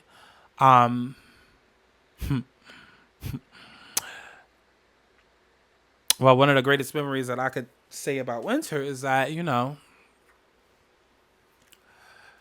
how we moved into our own apartment. Mind you, this is probably after I took care of her for like 2 years. We move into our own apartment. I fall hard on, you know, hard times and, you know, trying to get my shit together. Not even 2 months go by, let alone 2 weeks. I'm prepared to come home and let her know, like, hey, I just got this manager job. Like, not even, you know, I've had all of these different jobs and whatnot, but I've never had a management position at a fast food place. Like, that would have been ideal. You know what I mean? Let alone supervisor or assistant. Like, bitch, I was the manager. Like the manager of the whole entire fucking store. Like, global manager or whatever the fuck they call it. General manager. And it was a big fucking deal. And I had just accepted the job and I was so happy, prepared to come home and tell, you know, the mother of my child. And all hell broke loose. All hell broke loose, and we got into it bad, and things almost turned physical. Um, and that's when I knew, like, we cannot be together. And,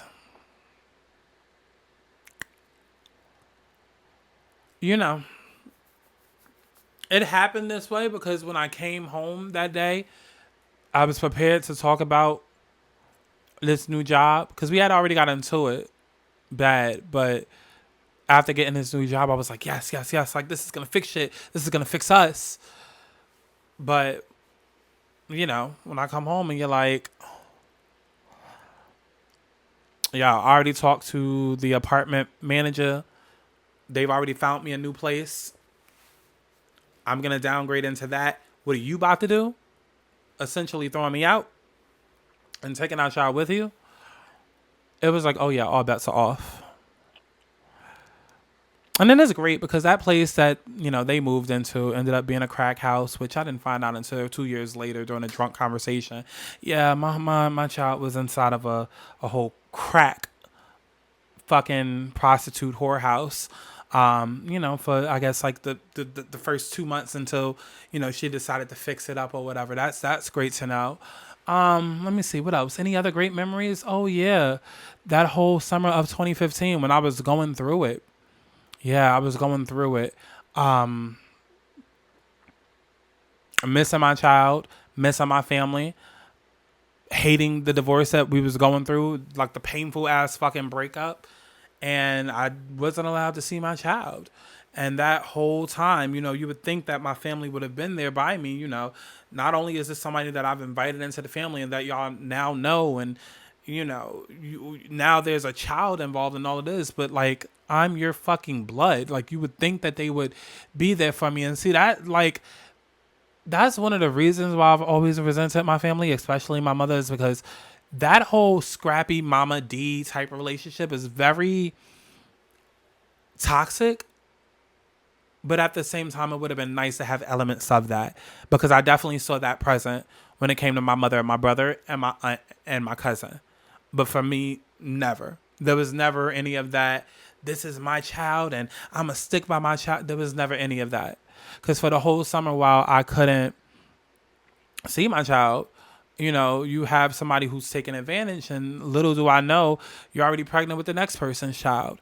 And not only are you pregnant already with the next person's child while you're not allowing me to see my child, mind you, the timeline is overlapping between us breaking up, and no wonder you wanted to move out so fast and you moving into a crack whorehouse.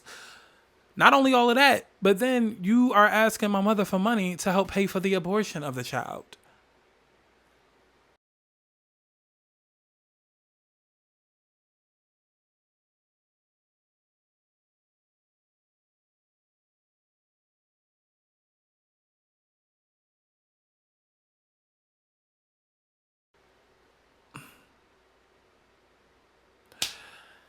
And speaking of the child, probably the real reason I avoided doing this podcast, and if I even leave this in, it'll be a miracle. Because there's so much pain wrapped up there. Because when it comes to 2020 and everything that has happened, it's like,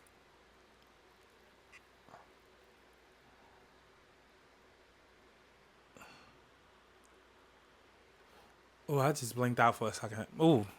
When it comes to 2020 and everything that's happened, it's been a lot. Like, it's been a lot. It's been a lot. A lot of trauma that has come up. Definitely a lot of childhood wounds, a lot of things that I've been through, a lot of, why am I like this? A lot of programming, a lot of everything. And so when it comes to me having gone through what I've gone through, never receiving that love from family, never receiving that love from friends, never receiving that love from relationships. And then I finally get this one relationship that I think is going to be my wife, my lifetime. I hold on to it. We create this family. We try to create this legacy. I'm creating this legacy because I call myself creating the family that I never had. And so for you to take that away from me and then go and try and start a new family, unbeknownst to me, and all of that, like, that's crazy on its own. Then I call myself healing from all of that, and then years later it fucking happens again.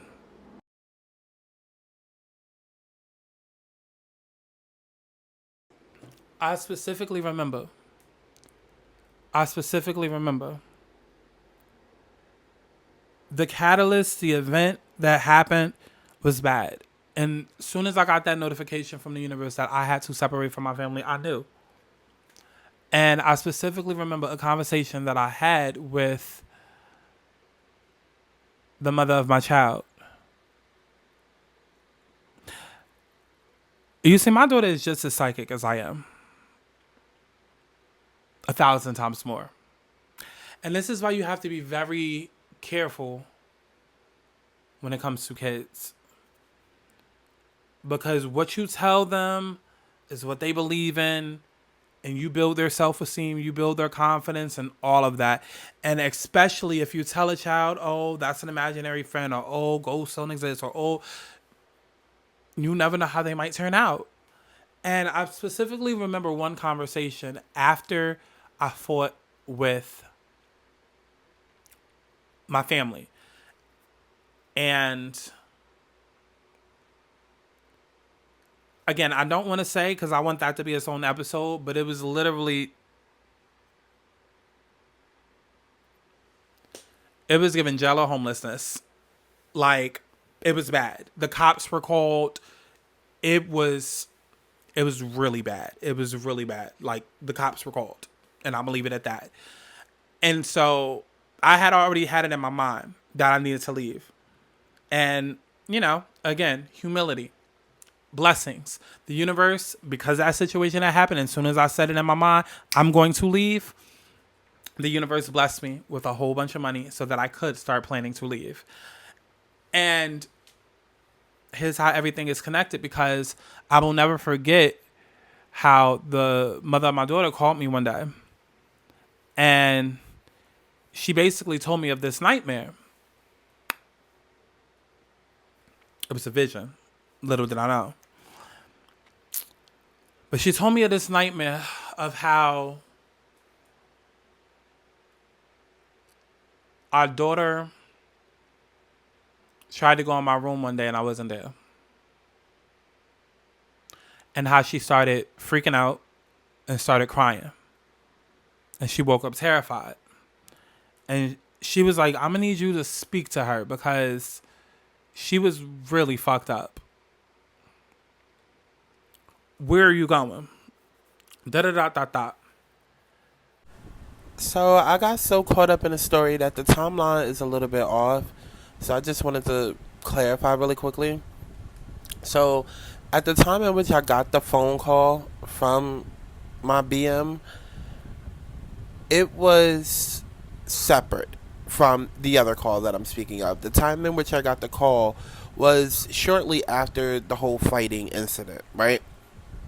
Like I said, my daughter is very gifted, and my daughter obviously did not know about the fighting and whatnot. I don't believe she was there at the time, or even if she was, like, she's very gifted still, even for her young age. And so she had a nightmare of everything, which I later, realized later on was a vision, and that I'll explain in a later podcast episode. But she ended up having a vision. I was the only one that realized that she had a vision, but that's neither here nor there. But during the conversation that I had with my BM about my daughter having, this vision or whatever, this dream, all that was really said was, let me know where you end up moving, and, let me know if you know, are you planning to move? And if you do, let me know where you end up moving, da-da-da. Like, don't just, like, run away, da-da-da.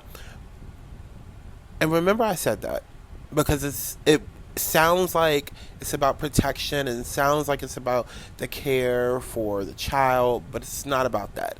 It was more about greed, money, power, control. And so when I start speaking about what I'm about to speak about next, I'm now speaking about a future conversation that I had once I've already moved out, and it's a couple of days after my birthday, and I'm already settled into my new place. This is now a new conversation. you've been somebody who's seen me go through shit. That's part of why we fell in love, through trauma bonding. And you realizing, like, you would think that even my family would have enough respect to not do some of the shit, while she's around. But you've seen shit. You know shit. We were best friends before we got together. Like, so you know shit. You know what I've been through. So I'm thinking, even as much hell as we have been through over the last few years, that even in this moment where I tell you, and I'll tell you for real, I've walked away from my family. This is my new life. And I want you to respect that you would, and you would honor that for our child.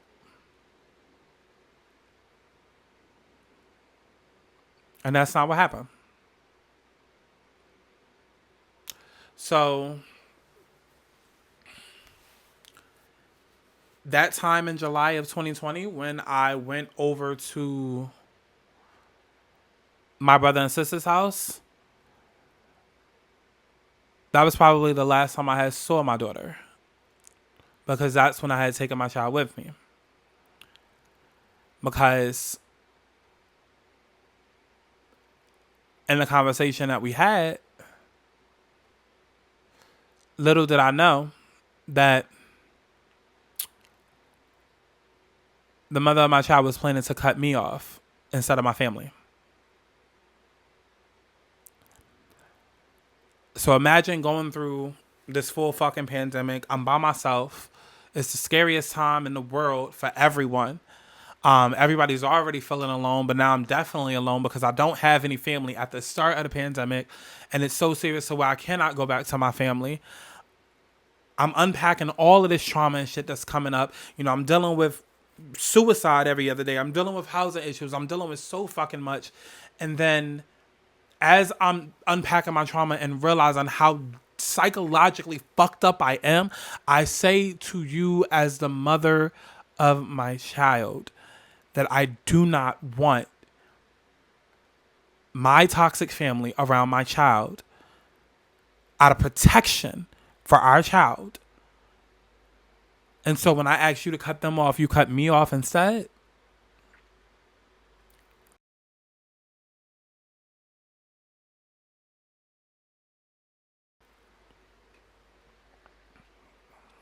Duly noted. Duly noted. Duly noted. And so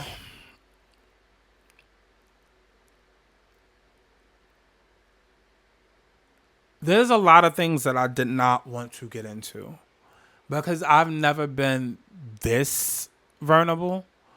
And I know there are a lot of questions, naturally, especially given some of the statements that, what's going on now? What you planning to do?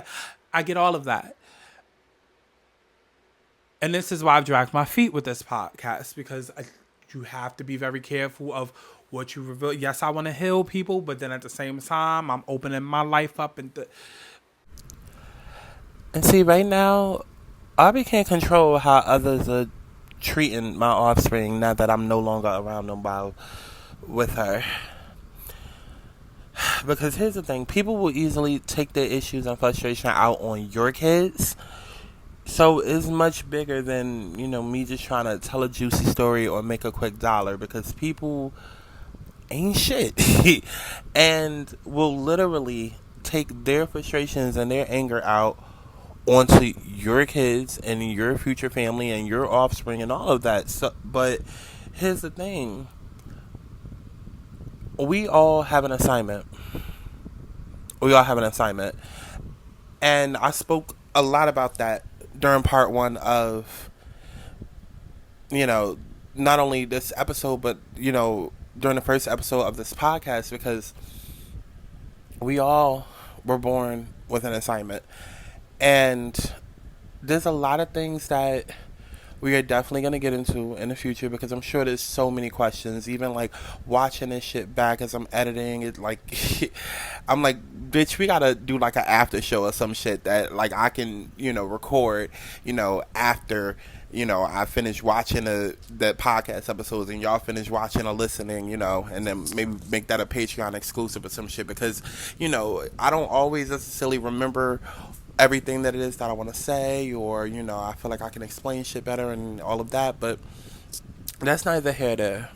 My point is that before we come into this world, we all have an assignment, and there's just points in which different missions or different lessons of that assignment may activate, and then there's a time where maybe that main part of that mission activates. And part of me doing this podcast and being so focused on childhood trauma and just realizing everything that I've been through, especially with the last couple of years, and how I had to work with people, and I realized everything starts from childhood trauma and all of that. And me wanting to protect not only a kid that I have now, my future kids and things like that. It's like, it's all for a reason, because people don't understand that is when trauma begins, is as a child. You know what I'm saying? And so, because of what I'm personally going through, and because of what I've personally been through, God is forcing me to use that trauma to be able to come and heal others and to help change the world. You know what I'm saying? So I know that there are a lot of questions, and those will be answered over several different episodes, so you just got to stay tuned. But when God calls you for that assignment, it's not a three-way call. That call isn't on speaker. It's for you and you only. And we accept that shit before we get here. It's already predetermined. And, some people it may be a little bit easier than others. Some people it may be a little bit rockier. But, again, it's already predetermined. So, whether I like it or not, the life that I have now is something that I had already decided to and agreed upon before I got here.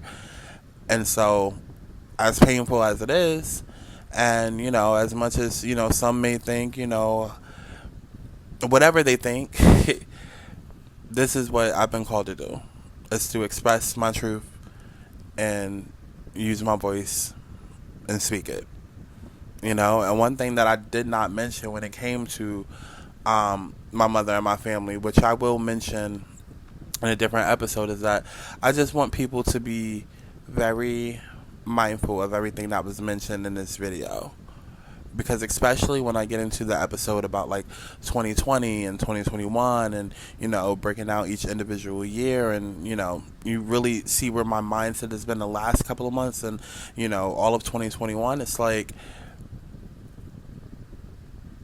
there could even be an episode about the one about black sheep, like, honestly, because it's like, even with all of the trauma and whatnot that I've experienced and gone through, my family is all I've known. It's all I've had that I didn't really have. And being without them, even though they wouldn't really necessarily tangibly be there, just more so there in energy and just around in spirit, at a time where the world was in the most vulnerable place that it's ever been, and then at a time where people weren't even sure if there would be another tomorrow, that's scary. And even if you wish for all of your life to stop being the black sheep of your family and to break out and to break free and to run away, there's still more stories to be told about what it feels like once you finally do break free. What it feels like when you start having good memories and then it mixes with bad memories. There are still stories when holidays and all of these things that you no longer get to participate in comes around, like 4th of July cookouts, and everybody's celebrating with their families, or it's summertime and everybody's having family reunions, and it's just like, I don't get to do that anymore. So just keep that in mind. If anything from this video, take away the fact that you get to create your reality. You do not have to accept the world and the life and the reality that you were born into every day. You get to start anew. And as long as you're following the assignment that God has set out for you and is already predetermined for you, as long as you are following God's plan, then He'll take care of you. And so right now, that's how I'm getting through. by understanding God's assignment for me and just praying that He keeps the one closest to my heart protected and safe.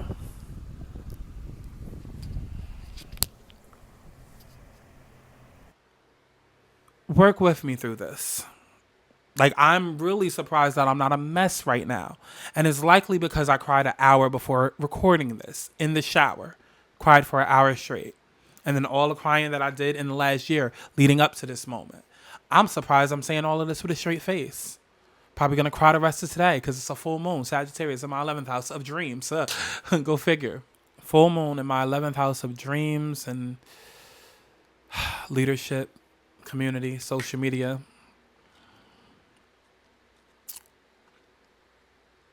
So I'm proud of me for getting through this because I thought it was going to be way more emotional. I really did. I really did. And I'm glad it's not because I got shit to do. But I just wanted to give y'all a bit of a backstory. And like I said, everything's not going to make sense now. It's not meant to. That's the point of the podcast. That's the point of you tuning in. I just wanted to give y'all some background details so you would understand the moving parts of my life and, you know, what's contributed to me being so fucked up in my experiences and different things, you know? You know, because even if I was to talk about the future, there's also my kingdom husband, who is the one that was a catalyst for my spiritual journey. But I think I'm going to save that. I'm going to save that for a future episode.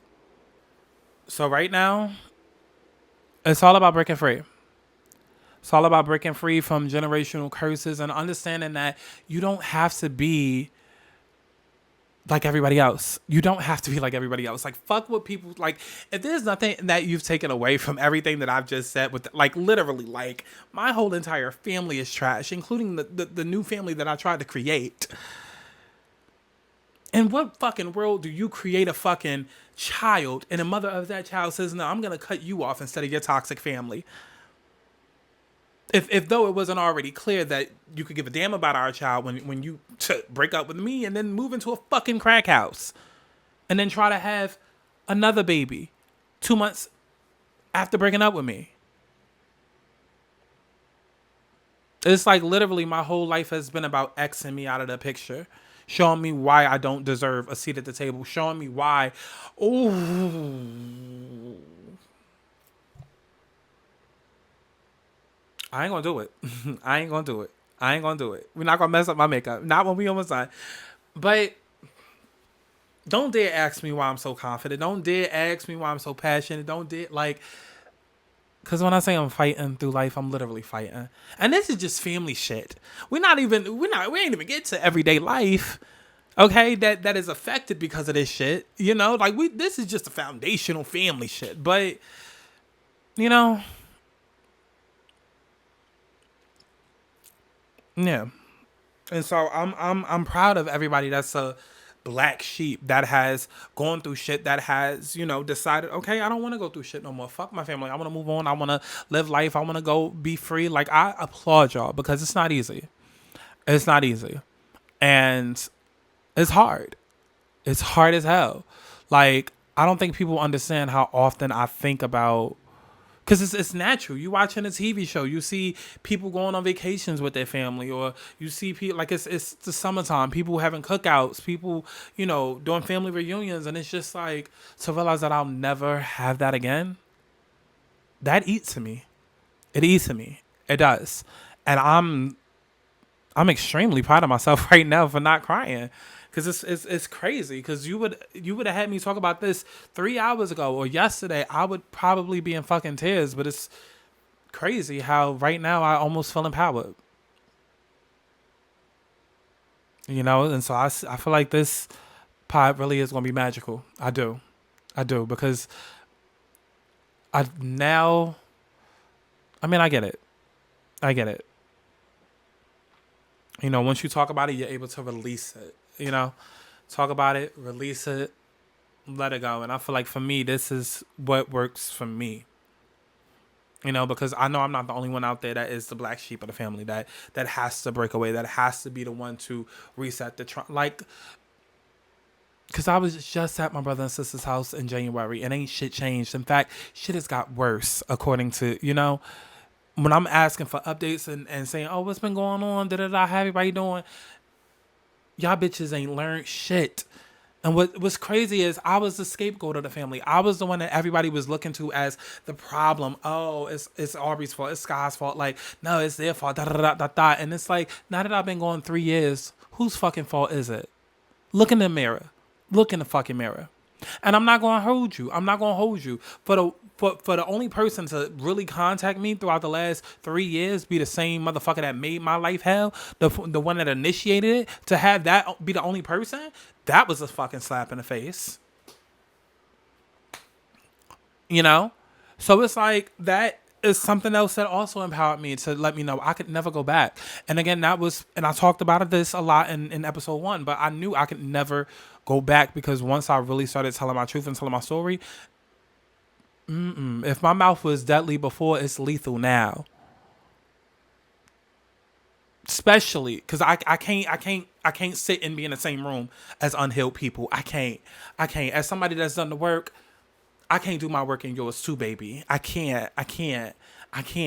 My hands will give you the work, but and that's really all I would have for certain members of my family right now if I saw them. That's all I would have. And so it's best if I just go about my life like they've gone about theirs.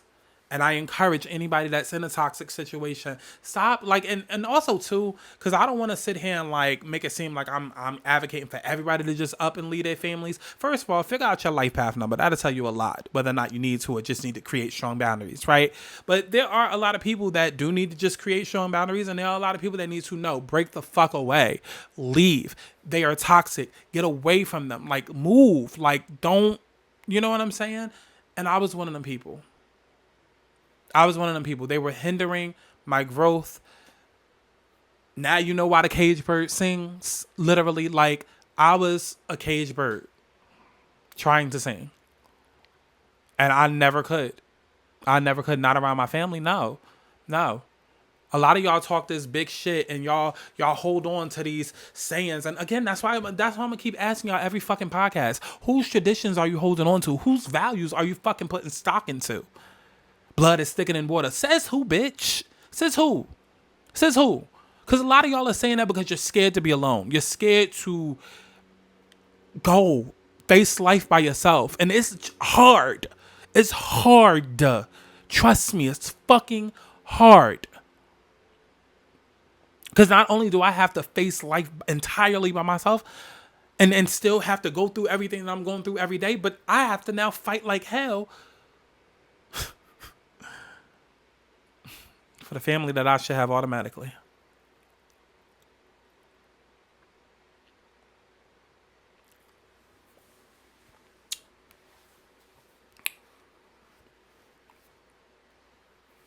But that was just the cards that I was dealt. And so my best piece of advice to y'all is, listen, I can't tell you what to do, but what I can say to you is that you can't heal in the same environment that made you sick. You just can't. So whether you need a fresh breath of air, or you need to set clear boundaries where it's like I only see you every holiday or every birthday, or you just need to cut the cord, period. A lot of y'all are realizing that this week. So do it.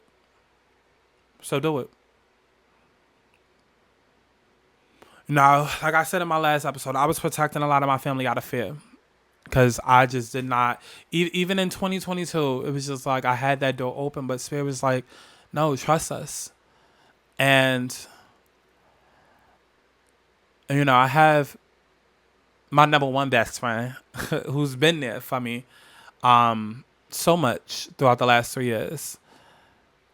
And again, I'm not going to go too deep because that's the one about friendships, but they've really been there for me. And it's crazy because after closing that door and, certain planetary transits and things like that, I've been through a lot with friendships these last few weeks. And I'm almost even scared about how the full moon today, okay, because as I'm recording this is June 14th, okay? Full moon is in my 11th house. Sagittarius is in my 11th house of friendships.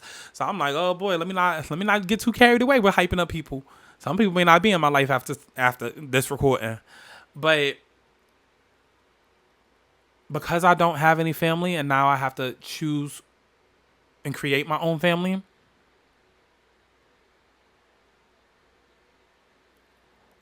I take a lot of stock into like who's in my life, and I value that. I place a lot of value in that because I come from a family that showed no emotion. We didn't hug, didn't kiss, you know, they weren't touchy feely, they were not affectionate, and literally spoil my friends with affection. Like, and when I say friends, let me be clear. You have best friends, you have friends, and then you have associates and party people and da da da. I don't care who you are, but especially if you're my best friend or friend, I'm going to spoil you with affection. You know what I mean? That's just me. And that's just who I've become. And like, I make it known to them that I love them and that I'm appreciative because I know what it's like to feel alone. And I know what it's like to not have anybody in your corner and for you to literally be fighting all of your life. And so I don't even think it's by chance that I'm now in a place where I feel like I'm starting to discover good people. You know, I feel like now I'm starting to find friendships that heal me rather than hurt me because the universe knows that it's what I need. You know, I need to be here for my mission. And don't cry for me, Argentina. There's a lot of work to be done. There's a lot that will change. There's a lot that I have planned. And there's a lot that you guys are not going to understand, especially as it comes to and as it relates to my child. But just be respectful.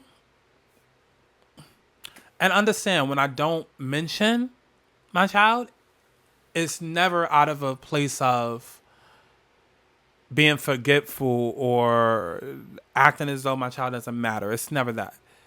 Literally, I pray for my child every single day. Every single day. Okay? That little girl is beautiful, amazing, smart, psychic as fuck, and more than ever is when she needs me now. More than ever. More than ever. Especially as someone who's recently come into their gifts. Imagine a child that's 1,000 times more psychic. So, like I said, just if I don't bring my child up, it's for a reason. But clearly, out of... But I think that's about it. I think that's about it. You know? I know who I am now. And so now that I know who I am, I'm very unapologetic about that. And I mean, I've always known who I am, but now I'm a lot more confident in that because, you know, the universe shows me affirmations that I'm doing what I'm supposed to be doing. You know what I mean? Like, they show me, no matter how uncomfortable, even right now, like getting this pod episode up after 2 weeks, like I dragged my feet because I knew what I needed to do. And I knew that once I got over this hump and the next episode, that it would get easier from there. But just getting over these humps, like, was a lot. But it is what it is. And today is one of my friend's birthday, and I'm already like an hour late, 2 hours late. But I had to get this recorded because I had to make sure this went up for y'all this week. Even though I said, listen, because I was not supposed to be talking like this, like how I'm talking at the end of this. I said I did not want to come in and be talking in real time. Okay? Like, I did not want y'all to know. Okay, it's June 14th, 2022. But it is what the fuck it is. And I'm just, seriously, y'all, I'm really fucking proud of me. I'm really proud of me that I was able to sit up here for more than 3 hours and talk about this shit. And I'm extremely fucking proud that I was able to get through it and not consistently break down how I thought I would be. Now, when it comes to them individual stories, I don't know. But as far as this, I'm happy. And I hope that this gave you a deeper insight into who I am. Because I've literally been fighting since birth, and this is just my family that I told you about, let alone the experiences that I have every day. So, let's start there. For so long, I felt like I had to protect my family. When the reality is, my family ain't shit. Ain't ever gonna be shit, and 2 years later are even shittier because the shitty human beings, they refuse to deal with their shit and have been living in said shit for so long that they've grown accustomed to the toilet bowl. And you know what? That's okay, because at least I made it out. A lot of people don't. So y'all sit and y'all make excuses for the people that hurt you the most, and I just couldn't be like that anymore. And as much as my judgmental ass wants to curse all y'all the fuck out and judge you, I can't do that either. Because my job isn't to force people into the light. You'll see it when it's your turn. But until then, if being a traumatized dumb bitch that enjoys toxicity but then what's supposed to be your safe haven works for you, then by all means, go off, sis. But me, Aubrey, I'm good.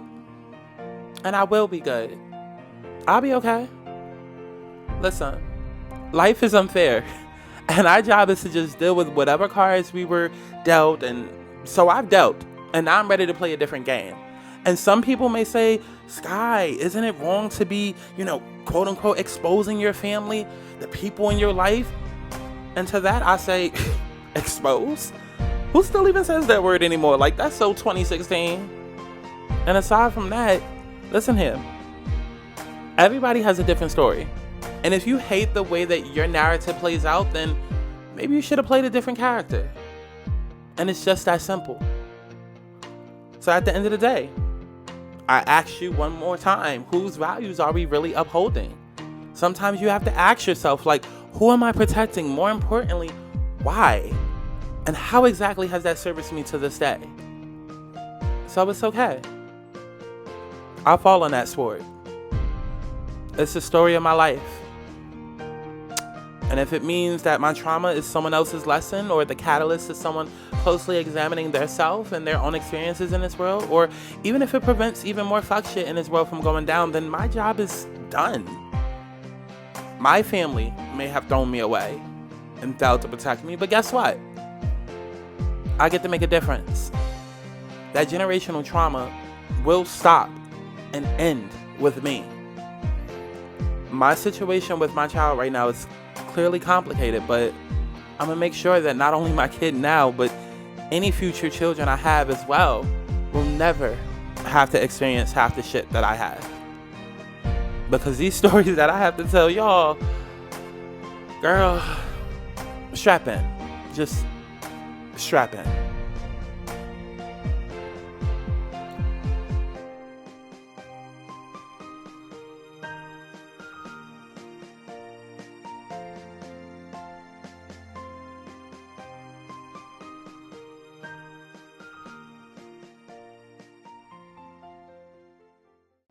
And that is where we're going to wrap this thing on up. Now, I want to thank y'all so much for listening to Let's Start There. If you hated me for that opinion, don't worry, bitch. I got way more where that came from. So make sure you show some love for your new favorite podcast by leaving a 5-star bitch, a 5-star review on Apple and Spotify podcasts.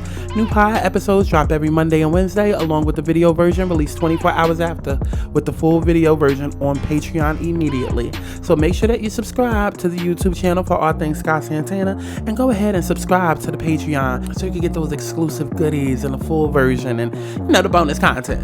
And like I always say, fuck it up, ho. I'll fuck you up, ho. Until next time, my love. Bye, babies. Keep my foot in your throat. Ain't no written to go. That's what I did. Keep my foot in your throat.